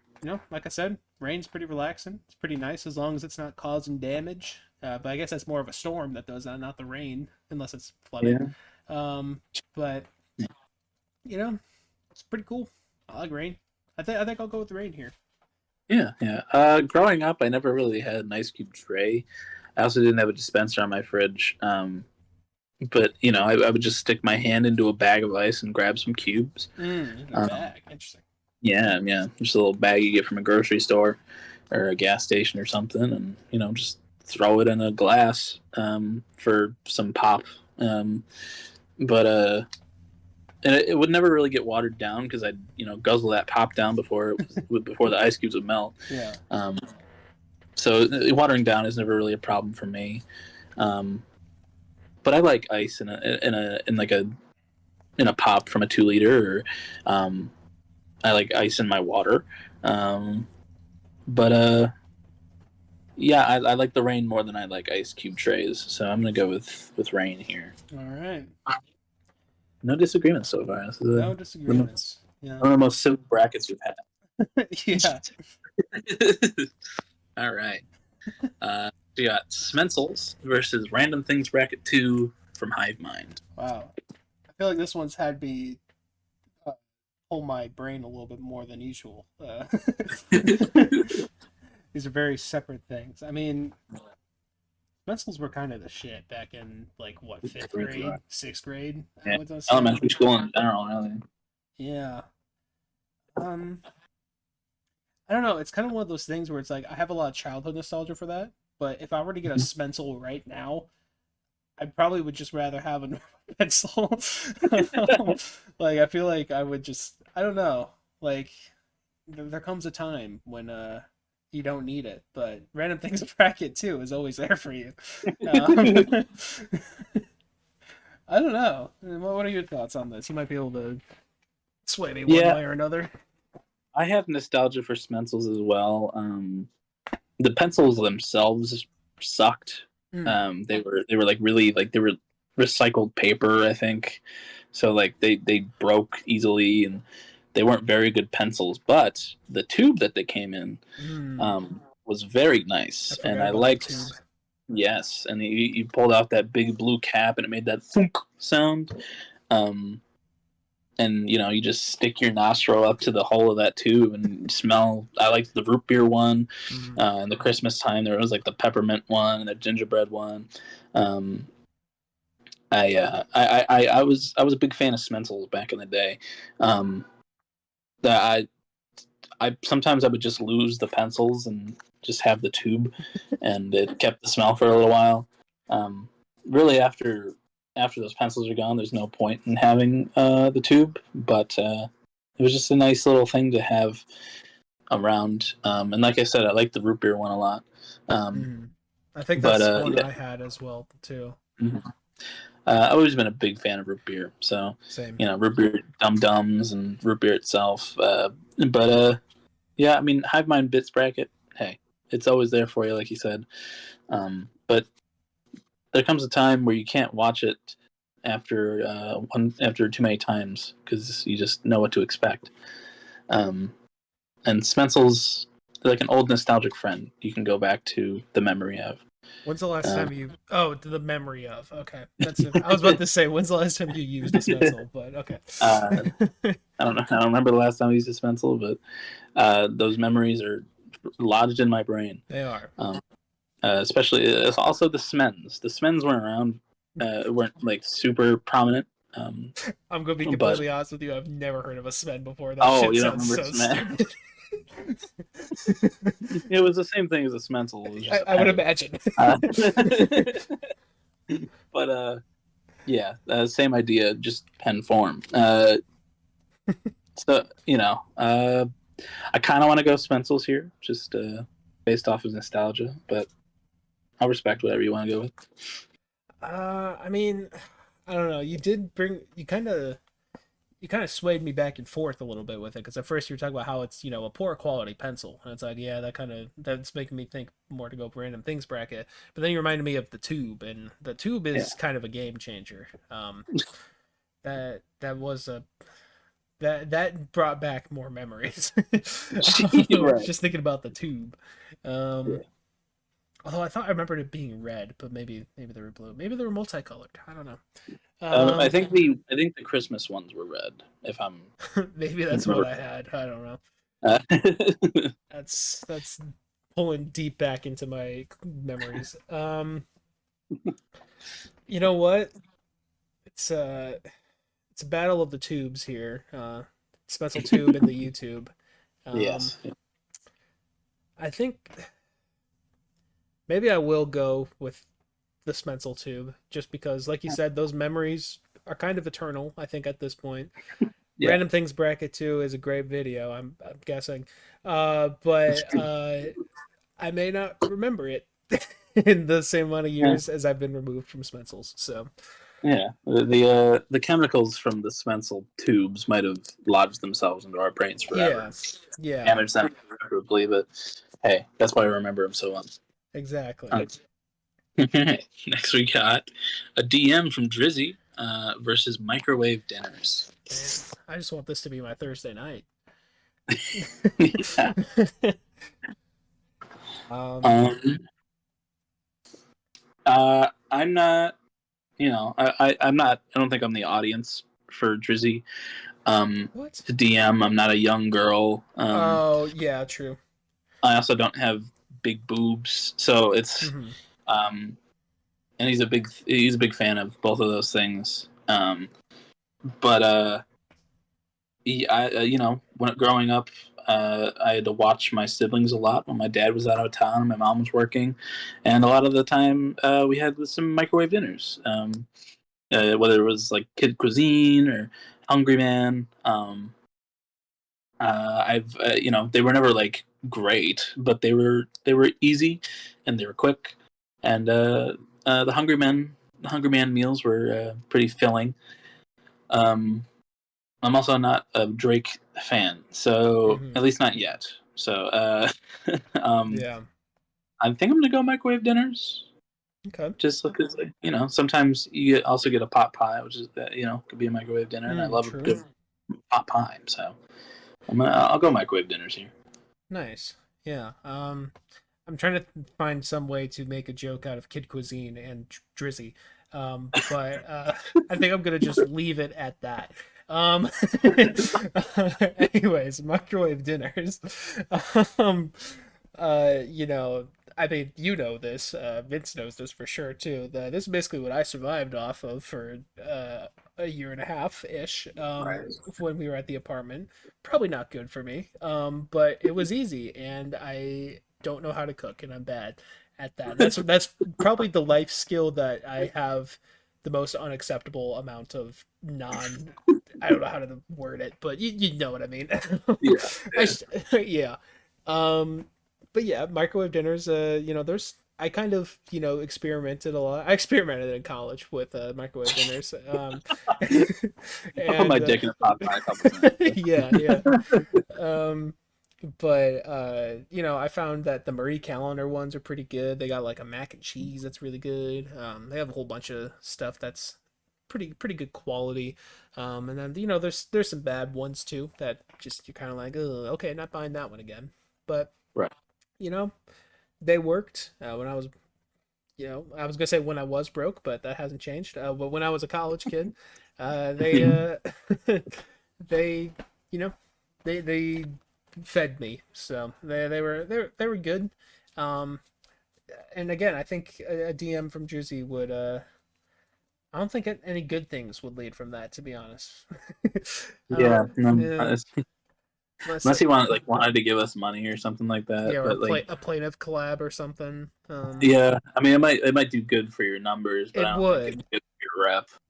Yeah, it wouldn't do good for my morals. Yeah. So yeah, I'll go microwave dinners here as well. Cool. Microwave. All right. Next, we got Schlatt's Chops versus Oh, Brad's Smiley Ball. damn. That's a good one. That's a good matchup. Yeah. Um, man. Um, this is a thinker, really. I mean, Brad's Smiley Ball is pretty iconic. I mean, they're both iconic at this point, but the Oh, Smiley Ball, I mean, represents so many good things. I actually really do like his rating system, and how it's basically just three ratings. Liked it, didn't really feel anything for it, and didn't like it. And then I guess if he really likes it, he'll give it the 100 or whatever. yeah. And if he doesn't really like it, he'll steal your soul. I guess there's extremes on both ends, but Yeah. when I sent in that Jubilee line cover, I got a Smiley Ball on it. Made me feel pretty Mm-hmm. good. Um, Schlatt's chops, though, I mean, they're pretty iconic. He grew them out purposefully to make himself less fuckable, as he likes to put it. Um, um, I don't know. They're just so part of his character at this point. And when I think of mutton chops, I only think of Jay Schlatt. So Yeah. I don't know. Yeah, you talk through it a little bit. I'm not sure where I'm leaning here. Yeah. Well, we've talked about Brad quite a bit on the podcast. A couple We, times. we've been fans of his for a good long time at this point. And he's always been a thrill to watch. Love his rating system as well. I think it's very simple and effective. Um, and I love the smiley ball graphic. And yeah, I mean Schlatt. Hey, he's an iconic character. He's an iconic man. The chops, the chops on the side of his head just add to everything. But I don't know. I think that I love Schlatt more as a man. I see past his mutton chops Mm-hmm. to the man that he truly is. And if he didn't have them, I don't think it would change much for me. But Brad losing the smiley ball, I think that would be sad. So I'm gonna go with the smiley ball. That was quite the argument you just had at the end there. That completely swayed me. You're so right. Slash chops are great, but looking behind him, it's a great man. You're right though. That smiley ball really does add like a lot of character to Brad, and his rating stuff. So, yeah, you swayed me there. We're going smiley ball. I said swayed me, but like I was in the middle for most of it. All right. Next we got blue raspberry flavored candy Ooh.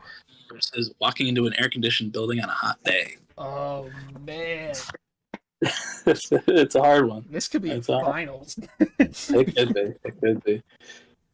I love a blue raspberry flavored candy. Me too. Whether it's a Sour Patch Kid or a Jolly Rancher or really anything. Anything blue raspberry, I'm there. Even if it's not candy, like an icy or put that flavoring in a lemonade or something like that. It's always a good time. And it's my favorite flavor of something that doesn't exist. Yeah. And I do love walking into an air conditioned room on a hot day. But I think blue raspberry flavored things are just too iconic. Man, it's a hard one, honestly, for me. I think blue raspberry. I'm trying to think in my mind. Maybe it would only be rivaled by root beer, but I think it might just be the best flavoring, to be honest. Like some cherry things are really good for me too, but cherry is pretty inconsistent. But like blue raspberry just always hits. Like it's just always good. Which is weird because I'm not a big raspberry guy. But whoever came up with the concept of blue raspberry and just made it, I don't know. What do they do to make blue raspberry? Isn't it like cherry and something? I don't know. It's just something that doesn't exist. It's an Right. amalgamation made in a lab that is wonderful. Everyone agreed upon that this amalgamation should just be a core flavor. Yeah.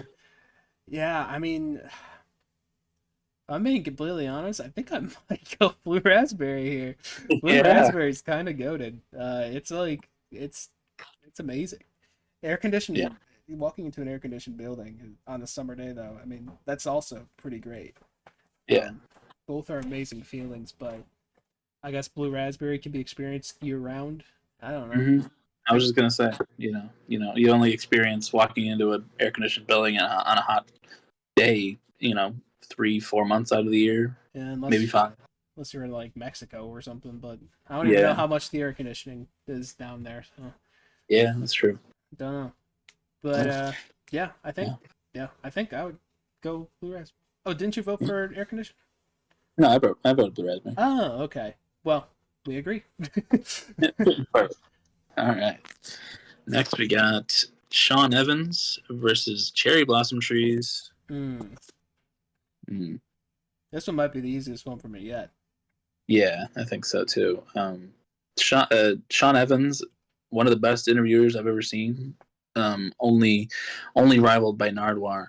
And I love Hot Ones. It's a great series. Some of my favorite episodes are like the Dave Grohl one. I love the new Conan one. That was fantastic. We never talked about that, but that was unhinged. Yeah. Yeah, it was really fucking good. The iconic ones like Shaq and Idris Elba. But I love Sean Evans. Cherry Blossom Trees are very pretty. I think they're very nice. But Sean Evans, he's even prettier. So. So true, so real.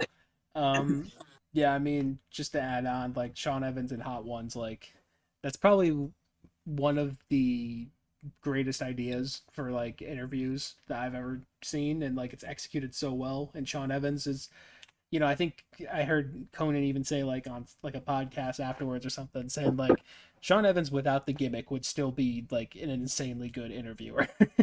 Yeah. He's changed the game, and honestly, I don't even mind that his stuff has gone a lot more mainstream because it's still that same quality. So yeah, Sean Evans, hell yeah, We love you, Sean. Yeah, we love that bald man. invite us on. Yeah, I would love to Next, do that one day. next we have Kanye's current political stances versus extra crunchy peanut butter. Man, I know you said last week we didn't want Kanye to win Yeah. 2 brackets in a row, but it's a little sketchy right now. I think extra crunchy peanut butter is pretty good. I'm not a big fan of crunchy peanut butter. I'm a smooth peanut butter guy. But I a caveat. I don't like Kanye more than I don't like extra crunchy peanut butter. But So, what about his current political stances? see, I think those fall in line with the reasons that I don't like him. So, I'm still gonna go with extra crunchy peanut butter. Man, yeah, I mean, I put extra crunchy because it can be a little much. The extra crunchy, I wanted to, poison the well a little bit, like I like to say. But I was also poisoning the well with Kanye's current political stance.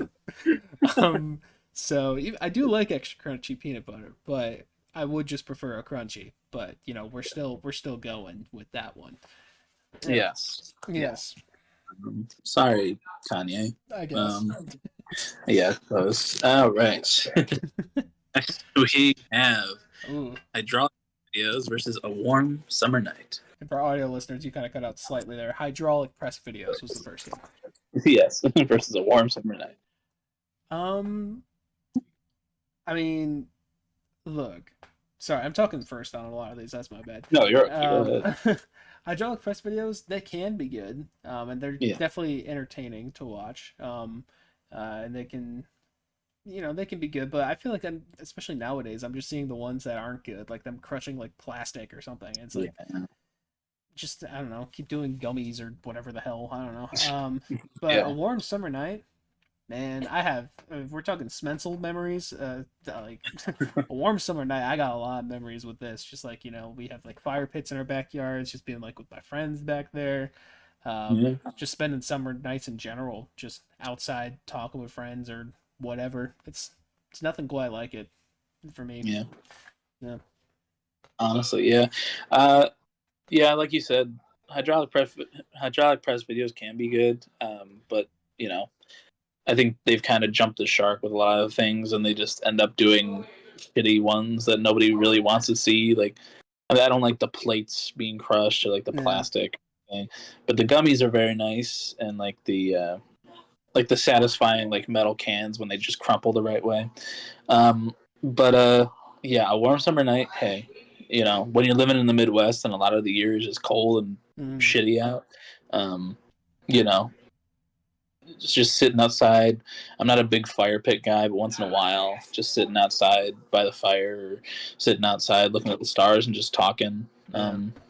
Hey, or just listening to music, just sitting outside is a very, very nice feeling. So, warm summer night is a really good one. Oh yeah. I will say I'm forgetting the name of it right now, but what's like it's adjacent to the hydraulic press videos. It's like the big spinning wheel with like the fins on it. Do you know what I'm talking about? Yeah, I don't know. The name of it. Yeah, that's like something that is pretty similar where they just throw things into there. I actually do prefer those just because it's kind of fun watching. It's fun watching anything getting crumpled up in that thing. But all right. Oh my god, I didn't read this one. Next, we got cane sauce versus flirting with your friends. And cane sauce, for those who don't know, is from Raising Cane's. Yeah. Chicken finger place. Oh. This could also be a final.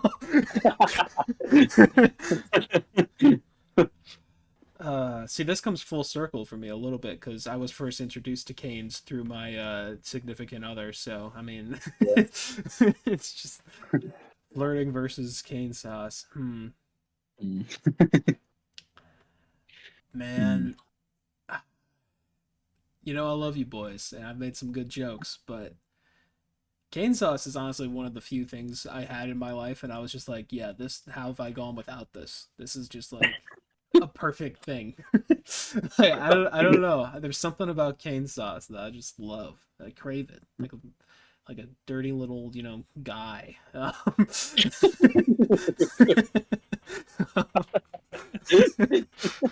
just want to smother myself in it, Yeah, man. like the peanut butter baby, but cane sauce. Is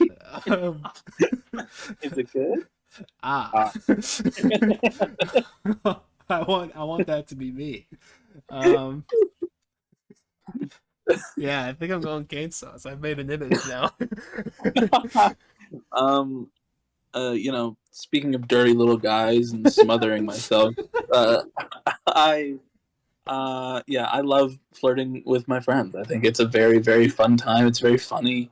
And I also, it's always something I can, fall back on if I want a quick little funny thing. It's also very sweet and nice to have a little connection that nice that we can just do that out of the blue. I was a not a hater, but like a naysayer of the hype around canes and cane sauce when the first time I had it. But it did grow on me the more I had it. The second time, at least, it grew on me, and I do really like canes. I like cane sauce, but it's not something I have all the time, especially since there isn't one down here, and the only time I have it is when I'm at home. There wasn't So one at home for a long time either, but yeah. I know, but when I am at home and I do have it, I'm like, ooh, this is a nice little treat. But then again, I would honestly rather go to the little corner restaurant from childhood and get a euro and some tzatziki sauce from there. And yeah, I just love flirting with my friends a lot, so I'm gonna go with flirting with our friends. All right, our first disagreement, and I don't have any spite towards you on this one. Normally we explain this a lot earlier in the episode, but we'll explain it now. When we have a disagreement, we do a little verbal game of rock paper scissors, and then whoever wins this one will switch off between the two of us for each future disagreement. So cool. I will do rock paper scissors shoot, and then say my item of choice, and I will trust you do the same. Yes. Okay. Rock, paper, scissors, shoot, paper. Rock. All right. All right. They're both great choices. Like I said, that could be a final. All right. Next we got that good Q-tip feeling versus the loving touch of a woman. Now, when you say good Q-tip feeling, are you breaking the rules and putting it in your eardrum? I probably. Probably a little too far. But I mean, I think you're not supposed to do it in general. No, you're not. Q-tips are very bad for your ears, but it's what I grew up with, cleaning my ears, and it's the only way I know how. Yeah. So Me too. This is such a random detail about me, but my ears are really sensitive to water. I've realized the last few years. So if I try cleaning it out with water in like the shower or something, I'm just gonna get water stuck in my earlobe, and then it's gonna suck for a while. Yeah. So I also use Q-tips. Yeah. And when you get that good that spot in your ear with the Q-tip, and it's euphoric. It makes your eyes roll in the back of your head, and you go, oh. Yeah. Oh. But counterpoint, the loving touch of a woman can also do that. That is true. That is true. And depending on what you're into, it could have something to do with your ear. Your woman's using it, the Q-tip in your ear. Yeah. It just heightens the experience. But I do love that Q-tip feeling, but I do think I love the loving touch of a woman a little bit more. Yeah, I'm a little depraved of one of these, but I also think I would go with the loving touch of a woman. Yeah, your parents have Q-tips and whatnot. Yeah. I actually have a drawer full of them in my bathroom. Like I said, I can't do the water, so yeah. All right. Next we have 7 out of 10 albums versus crack cocaine. That's a funny one. This is the magic of a random bracket right here for me. I specifically chose 7 out of 10 because I didn't want it to be too biased in one direction. But right. So I've never had crack cocaine. Never had a 7 out of 10 album. I have listened to many 7 out of 10 albums, and they're good. They're not like mind blowing, but they're pretty good. Mm-hmm. It's like Noah Khan's Stick Season. I like it. It's about 7 out of 10 for me. I think I can't think of the last 7 out of 10 album I listened to, but I don't have a bad time with them. I think they're good. Crack Cocaine, I think, has made a lot of bad and also very good albums, probably. Probably Silk So, Sonic, Yeah. And it was also killed a lot of musicians, so it's kind of a hard one here. Mm-hmm. I'm probably gonna go 7 out of 10 albums, Yeah. just to like we don't stand with crack. Yeah. I mean, just to play devil's advocate, one could argue that crack cocaine has had more of an impact on the world than 7 out of 10 albums. Sure. Just something to consider there. But I do think I agree with you at the end of the day that I'd probably rather do a 7 out of 10 album than crack cocaine. Most days. Most days. Yeah. Field and Icy, that's a good example. That's actually a great 7 out of 10 album in my opinion. Yeah. That's like a definition. Yeah. Cool. All right. Next we got The Flag of Bhutan versus Validation from Your Father. Ooh, that's a good one. All right. I'm gonna have to look at The Flag of Bhutan real quick. Yeah, I'm gonna pull it up for the viewers as well. So here is hopefully hold on. Let me make sure I don't have anything weird in my tabs. Okay. Ooh, that's a good flag. I know. I love the Flag of Bhutan. So if I just do this, oh, that did not work. No. Okay, wait.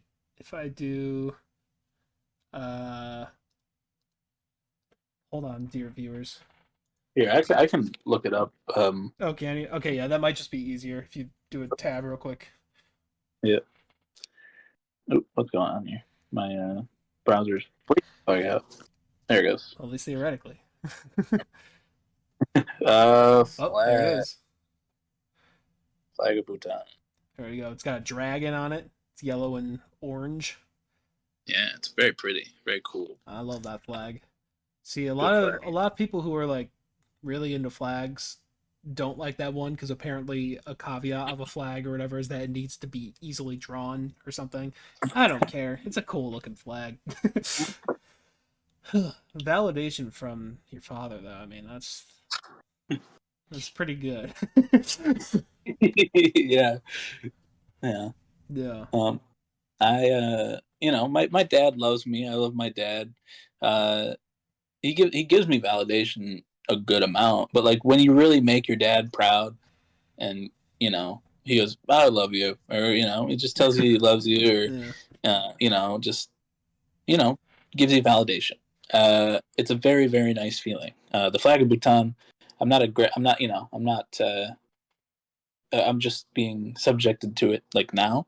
So, yeah, I'm gonna go with validation from your father, but I do like the flag. Yeah. Yeah, I also like being validated from your dad. It's really nice.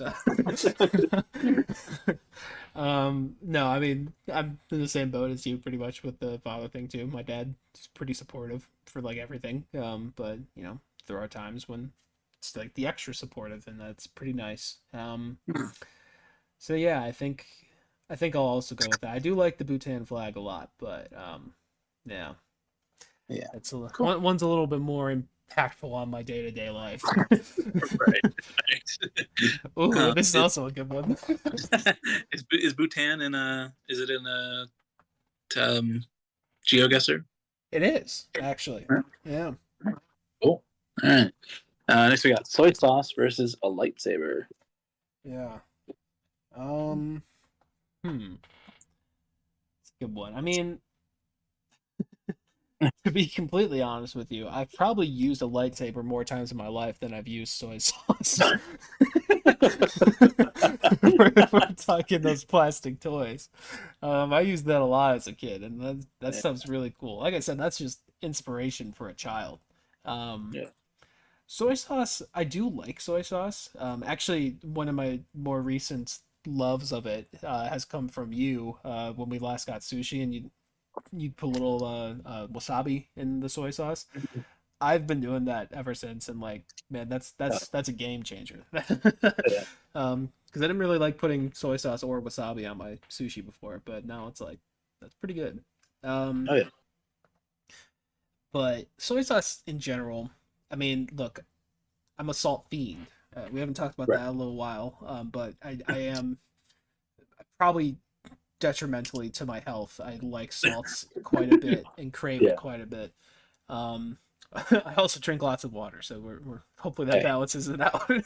Yeah. Yeah. But soy sauce, I don't really use it that much. I use it on like white rice sometimes if I'm looking for a little extra than just white rice. But yeah, I think a lightsaber is. I think I'm leaning lightsaber here. Yeah, I think, soy sauce, I don't use it a ton either. I think, the main reason I'll use it is for sushi. But I'm not having sushi all that often. Mhm. And if it's really, really good sushi, then you really don't need soy sauce. But I think it is the wasabi in the soy sauce is a game changer. I was shown that by my parents. But yeah, I also put it on white rice. But it is very, very salty, and I like salt a lot. But it can be a little overpowering. Mm. But I do love lightsabers, and I love Star Wars. So yeah, I'm gonna go lightsaber as well. All right. Cool. Cool. All right. Well, that's the end of our unique. Unique entries. So Yes. All right. theoretically, we should be able to get through these slightly quicker from here, but we'll see. All right. Next, we got Battle Royale based media versus Yo Mama. Mm. I do like Fortnite, but I think I like my mom more. Yeah, I'd replace PUBG in that sentence, and I completely agree with you. Your mama move on. Alrighty. Next, we got the smell of exhaust on a winter day versus rain. Mm. I do love the smell of exhaust on a winter day. It is a comfort thing, but rain is even more of a comfort thing. I love the smell. I love the sound. I love the feel. Yeah, so rain for me. Yep, there's also rain for me. Right. I still have yet to huff that exhaust, so We'll see. We'll see how. yeah. Maybe random brackets too. Yeah. Yeah. Seed 4 versus Seed 20. Spencel's versus microwave dinners. Wow. This is just like what you're into as a kid versus what you're into in college.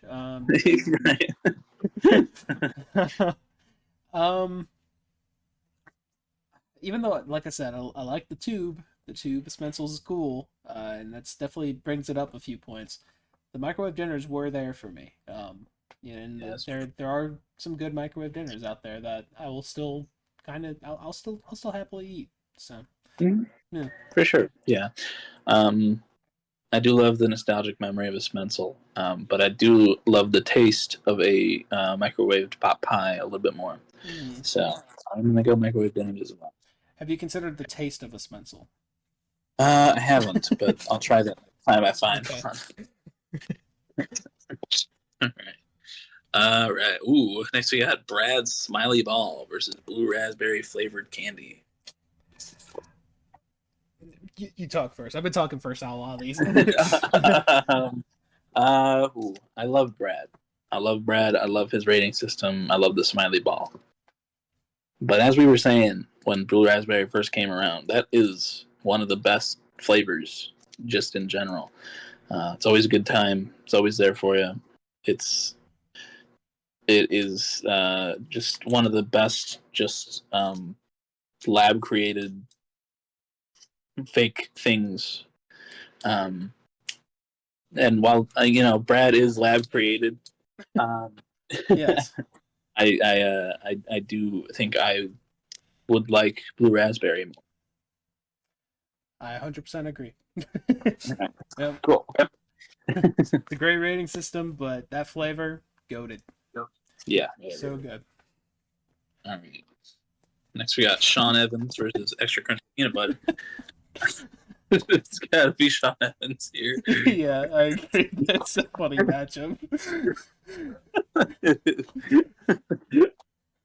Okay. Next, we got A Warm Summer Night versus Canes. Oh no. Uh, I'm gonna go A Warm Summer Night here. I think I will too, actually. I know I put it over flirting with your friends, but warm summer night, like that's some of the best memories happened then. So. It's true. And you could have Canes on A Warm Summer Night too. Oh, don't even tempt me. All right. Next, we got The Loving Touch of a Woman versus 7 out of 10 album. Mm, I'm gonna go with The Touch of a Woman. me as well. Yeah. Listening to Scaled Nicey while being touched lovingly by a woman. That is it's Yeah. nice. I can only imagine.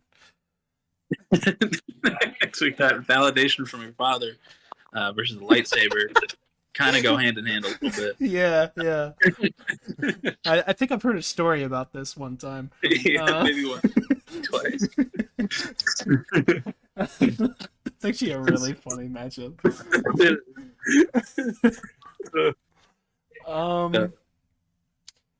I mean, I think I think I probably would go Validation from Father here. Lightsabers are great, but you know that familial bonding, you know. Yeah. Hey, I wouldn't have gotten into Star Wars without my dad. So I would have. My dad does not like Star Wars. Oh, okay. Well, I'm gonna go with Validation as well. But, hey, Lightsabers had a good streak there. Yeah, I also want to say that when I said familial bonding there, I nearly said familial bondage, and I'm really glad I did not. Even though I'm just saying it now. That is the name of the episode. Yeah, there you go. All right, it'll take 2.5 hours for them to get to that joke, but yeah, it pays off, you know. Exactly. All right, next we got Yo Mama versus Rain. Ooh, I mean, this one is a tough one. It is. But I think just out of respect for my mother, I will say she's better than a slight inconvenience that happens every now and then. Yeah. I mean, hey, there's downsides to Rain, so there are. But you know,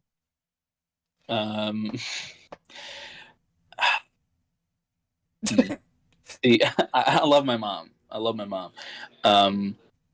But you know, I got a little bit of trauma. So, but you know what's never traumatized me? Rain.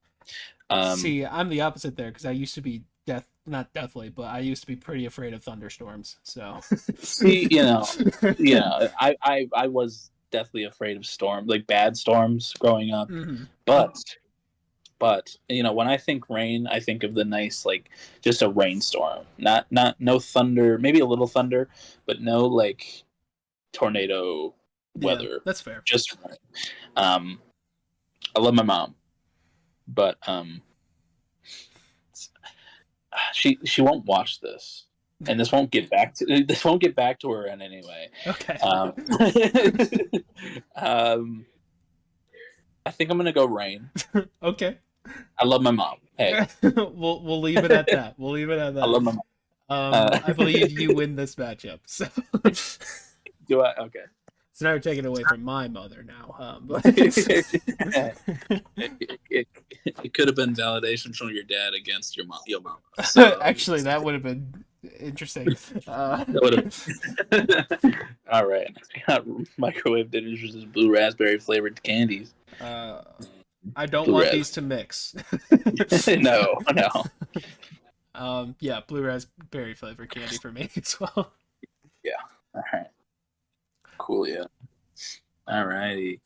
Oh man. Sean Evans versus A Warm Summer Night. This is a tough one, but Yeah. honestly, for me, like I said, a warm summer night has those beautiful memories attached to it. Yeah. And Sean Evans also has some beautiful memories attached to it in some ways, but it's not as personal. So No. I think I would take a warm summer night over Sean Evans. Yeah. I love Sean. I love Hot Ones. He's a mastermind. But yeah, like you said, the memories associated with a warm summer night, just the feeling of it in general. I love that. So Yeah, I am gonna go a warm summer night as well.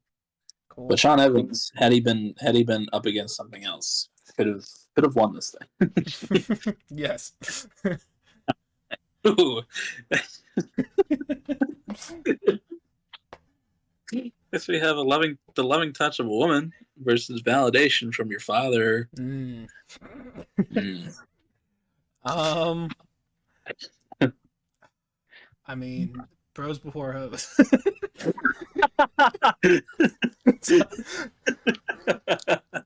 One of these hopefully will never go away. Yeah, yeah, yeah. So I think I gotta go validation from your father. Yeah. Shout out women, but Hey, we love you, woman. yeah. I love you, Max. But yeah, I mean, hey, the loving touch of a woman can come and go, but the memory of a validating moment from your father that has the potential to live on forever. Truth. So yeah, hey, validation moves on there. All right. All right. Next up. All right, we're getting towards the end here. All right. Almost there. We got Rain versus blue raspberry flavored candy. I mean, this one's kind of easy for me, but I'll let you talk through it because it sounded like you have a little bit more predicament. I love both of these things. I do very much. But if we are like including the possibility of like a damaging storm or a scary natural disaster, then nothing else. What else is going to comfort me than blue raspberry flavored things? So Diabetes, possibly, but hey, hey, and then you get the warm, comforting feeling of death, possibly. So hey, warm feeling of an insulin shot. yeah, yeah. I think I'm gonna go blue raspberry. Yeah, I But mean, I would say even like with rain, like I said, there's even slight inconveniences when it comes to rain. Like, I don't necessarily love driving or transporting in any capacity in the rain. yeah, But yeah, rain is great. It's great, but blue raspberry flavored things have never let me down. that's true. That's true. All right, Okay. blue raspberry flavored candy moves on, and next we have a warm summer night versus validation from your father. Dude, a combo of this would go hard. Oh yeah. Unfortunately, my dad's disappointed in me during the summertime. So. Oh, it's a seasonal. Yeah. Seasonal terms. Ooh, both of these stick with you. Sure.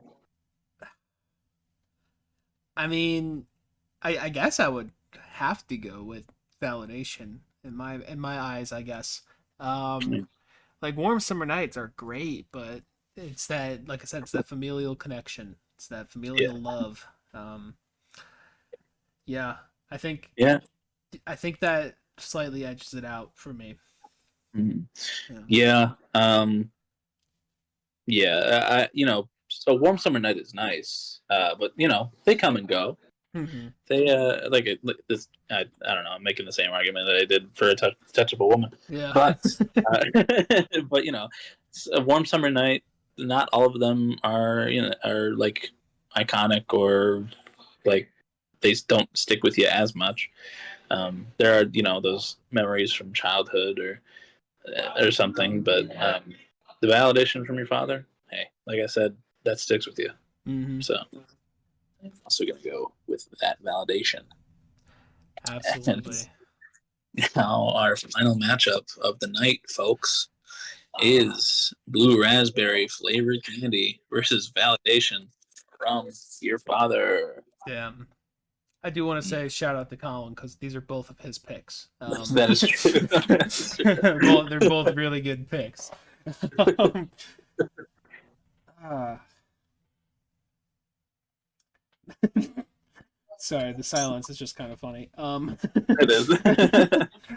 I mean, we're both mulling over the pros and cons of each. The idea of getting rid of both of our parents from this equation.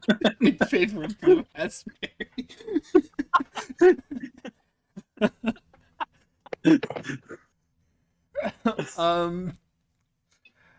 Man,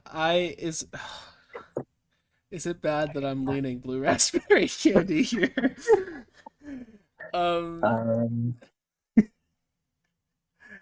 I don't know. I don't even know how to like talk through this to myself. Yeah, honestly, I don't. I love my dad.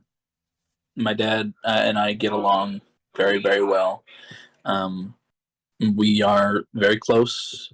I'm closer with my dad than I am with my mom. I love them both, obviously, but me and my dad just share more interests and more bond. But I don't know. Blue raspberry is it's I don't know. I think I have more blue raspberry things in my life than moments where validation from my dad have happened. Mm-hmm. I love my dad is very loving and very caring, but I don't know. I haven't had like many standout moments where I've made my dad like extremely proud or anything. Mostly it's just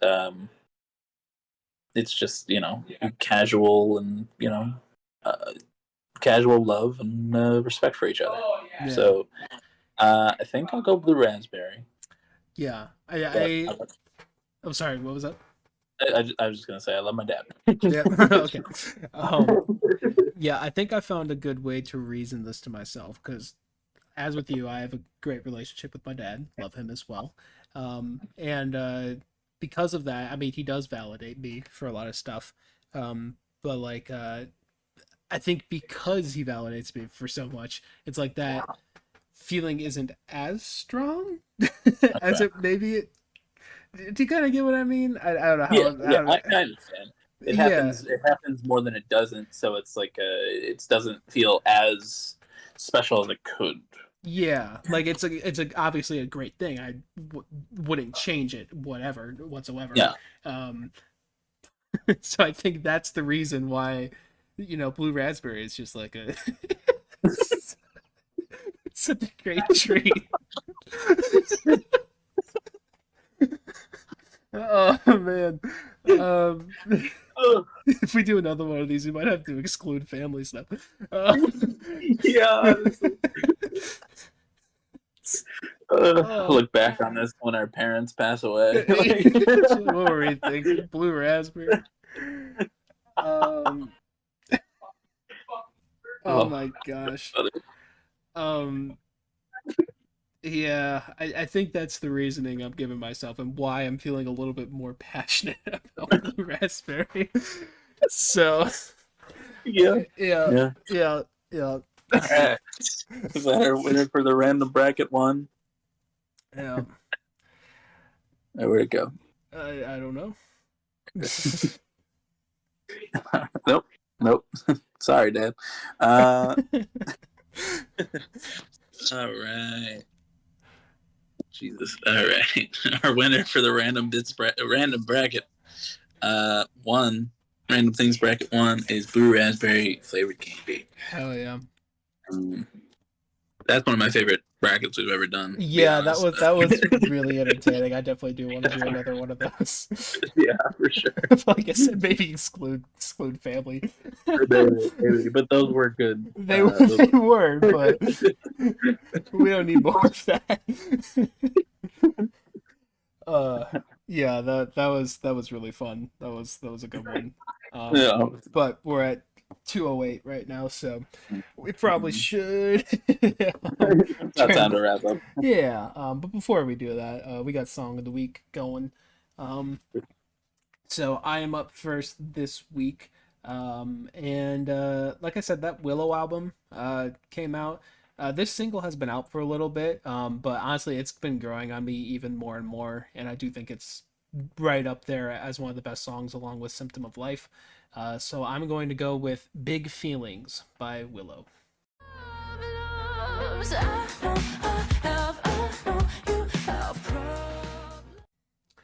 All right, that was Big Feelings, right? Hold on.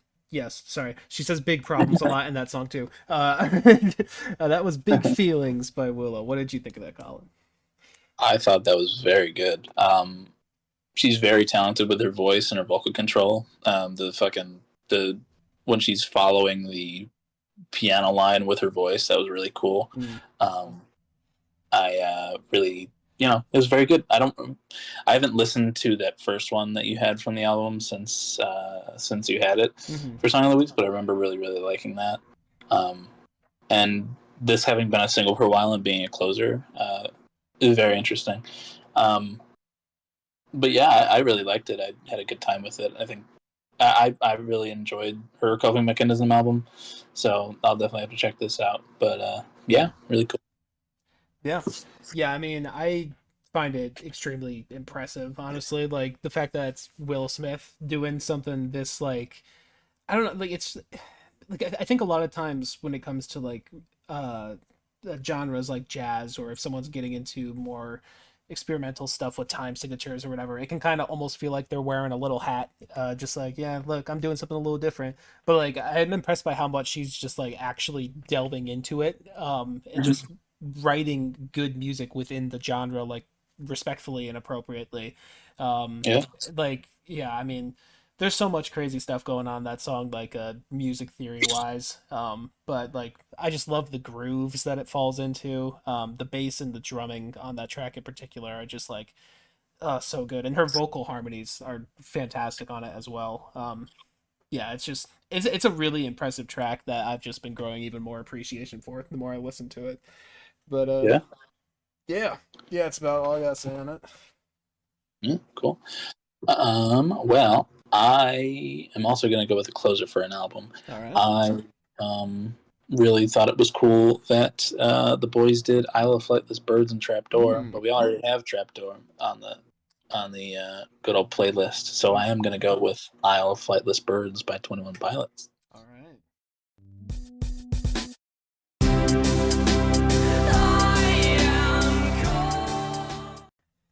All right, that was "Isle of Flightless Birds" by 21 Pilots. What'd you think, Mike? Yeah, I mean, that's a great song. I've always been a lover of self-titled, but I think especially over the last few years, now that I've been able to look at their music a little more objectively, that is one of the better songs for that album. Like, and by that I mean one of the best songs on that album. I don't mean that to sound like that album's bad. I still like it a lot.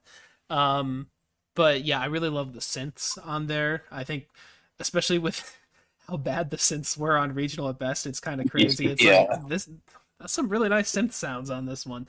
I love that chorus a lot. I was thinking during this that for some reason I got a flashback to sometime when we were in freshman year gym and I was trying to learn the rap. Yeah. And the giving birth and stuff, that whole part. Yeah. I mean, it's just a great song. Chorus is great. Tyler's vocals are great, which aren't always great on that album. But yeah, it's a great one altogether. Yeah, I love that. It's a great closer and one of my favorites on that album for sure. And just I'm jealous that I didn't get to hear it live, but he's seen the videos of it. Very, very cool. And I love that band. So And something sorry not to interrupt you, but something I was thinking about with that video, that part where he's like the singing the "I am cold," when he was just with the ukulele. I was like, damn, he sang that so much better live than it is in the recording of the song, because he kind of still has that weird like "I am cold" inflection on him. Yeah, it's so good. Also in that video, he when he's like, we're probably more suicidal than ever now. He didn't say that part when he was singing the song. Oh, I didn't notice that. Um, yeah, and maybe it's just like not true for him now, so he doesn't sing it now. Could be. He also but, he also didn't have the third verse, which is like pretty religious based, probably the most like yeah. overtly religious verse they have. Yeah. Yeah, I love that track. Love that song. Yeah, and it's crazy that I believe that's the longest track they have on any of their albums as we speak. But Paladin Straight's gonna top that one up. And this one ends with like a minute and a half of piano, which I really like, but you know. Mm-hmm. Yeah. Yeah. Very. Yeah. Yeah. Sick. Well, this is a fun episode. I liked it a lot. But if you're interested in seeing more of us or something, if you're an audio listener and you're like, man, I wish I could see all those things that they were ranking. Well, I got good news for you. You can come on over to YouTube, and Colin made a nice little visual just for you. I did. And you can come check that out. You can see the flag of Bhutan as well. And coming over to YouTube, we're under the same name, BrokeN Bois, capital N, BOIS. And there you can find links to a whole bunch of stuff too, like the Song of the Week playlists that we just did. We got 3 of those. We got one for me, we got one for Colin, we got one for all of our stuff combined, along with all of our guests that we have. And in those playlists, you can find Big Feelings by Willow or Isle of Flightless Birds by 21 Pilots. Bunch of good stuff in there. Go check those out. Excuse me. For me, I have some stuff. I've got music that I make every now and then, but you only see the finished products. So you can see that on Spotify, Apple Music, whatever. I go under the artist name Plaintive. Like I've been saying, keep an eye out for that. Gonna have some stuff releasing relatively soon. I want, well, soonish. We're gonna say soonish. Hopefully within the year is my plan. But check out Coping Mechanism, baby. Yes, catch up on your Plaintive lore. Check out Coping Mechanism. Leave me a nice in-depth review on Album of the Year. I would love you. So I'll get a little parasocial for you. Or is that still parasocial if it's the other way around? I don't know. But either way. I have that. Speaking of my album of the year, I have that link down below too. You can go check that out. Go give it a follow, some likes. I like likes. And my Instagram's down there. Along with my YouTube page. I posted a backslide cover this week. Yeah. Go check out that. Proximity. Oh man. It's harder to think of this even after a 2-hour episode. Oh man, I'm coughing in your ear. Yeah, I'm behind you, just giving a good old hack behind your ear. That's it. Colin, on the other hand, he runs our socials. He runs our TikTok page where he posts little funny clips of us. Clips of us. I thought I said that weird, but then I realized I didn't. My brain's malfunctioning slightly. It's a long episode. Deteriorating little by little. But anyways, he runs our TikTok page. Go check that out for some funny little clips. He also runs our Twitter page where he updates when our videos are posted and any other, news or whatever. He also has his own personal stuff. He's got an Album of the Year page where he rates and reviews music. Go check out that, as well as his Letterboxd where he rates and reviews movies. Any movies up there this week? Not this week, but I might watch a couple this weekend. We'll see. You might get spoiled for next week's episode, so go check those out. Get ahead of the curve. And he also has an Instagram review page. Yes, he does. And Colin, what is your proximity to our dear viewer? I'm in front of the viewer, and I'm trying to win back the love and validation of my father. Win back? What happened? Yeah, I think he wasn't very happy with Blue Raspberry. Oh, yeah, that's fair. Yeah. I mean, I'm gonna make my way to my mom afterwards, but yeah, that's completely valid. I'm validating you for your father. Yeah. Thank you. Thank you so much. I've always seen you as a father figure. Really? Well, that's a change in dynamic here. um, well, Colin? Why are we talking about our proximity to the viewer? What's going to happen to him? Well, once I either fail or succeed in winning back the love of my father, I will turn back around and look at the viewer and give a good thumbs up, or come. This is the third time in 3 weeks that I've either that I've been crying or needed comfort from the viewer. You trying to send subliminal messages to us? Yeah. But I am going to make my way either in tears or just out of happiness, and I'm going to come in and embrace you from the front, the viewer. And Mike, after he's finished hacking up his lung, he will wipe off the spit from his spit and blood from his lips, and come. How far behind them were you? Oh, I mean, I did say I was like hacking in their ear, so like pretty Oh, close. okay, pretty close. Okay, yeah. After you're done hacking up, you'll apologize a little bit, maybe, and then give him a hug from behind, just as a part of that apology. As I'm hugging them, I'll feel your arms, and I'll feel even more comfort, and validation from another father figure. But yeah, and while we're hugging, Mike and I are gonna lock eyes, and from all those years of flirting amongst each other, we'll finally consummate that with a big long makeout sesh right next to your ear, dear viewer.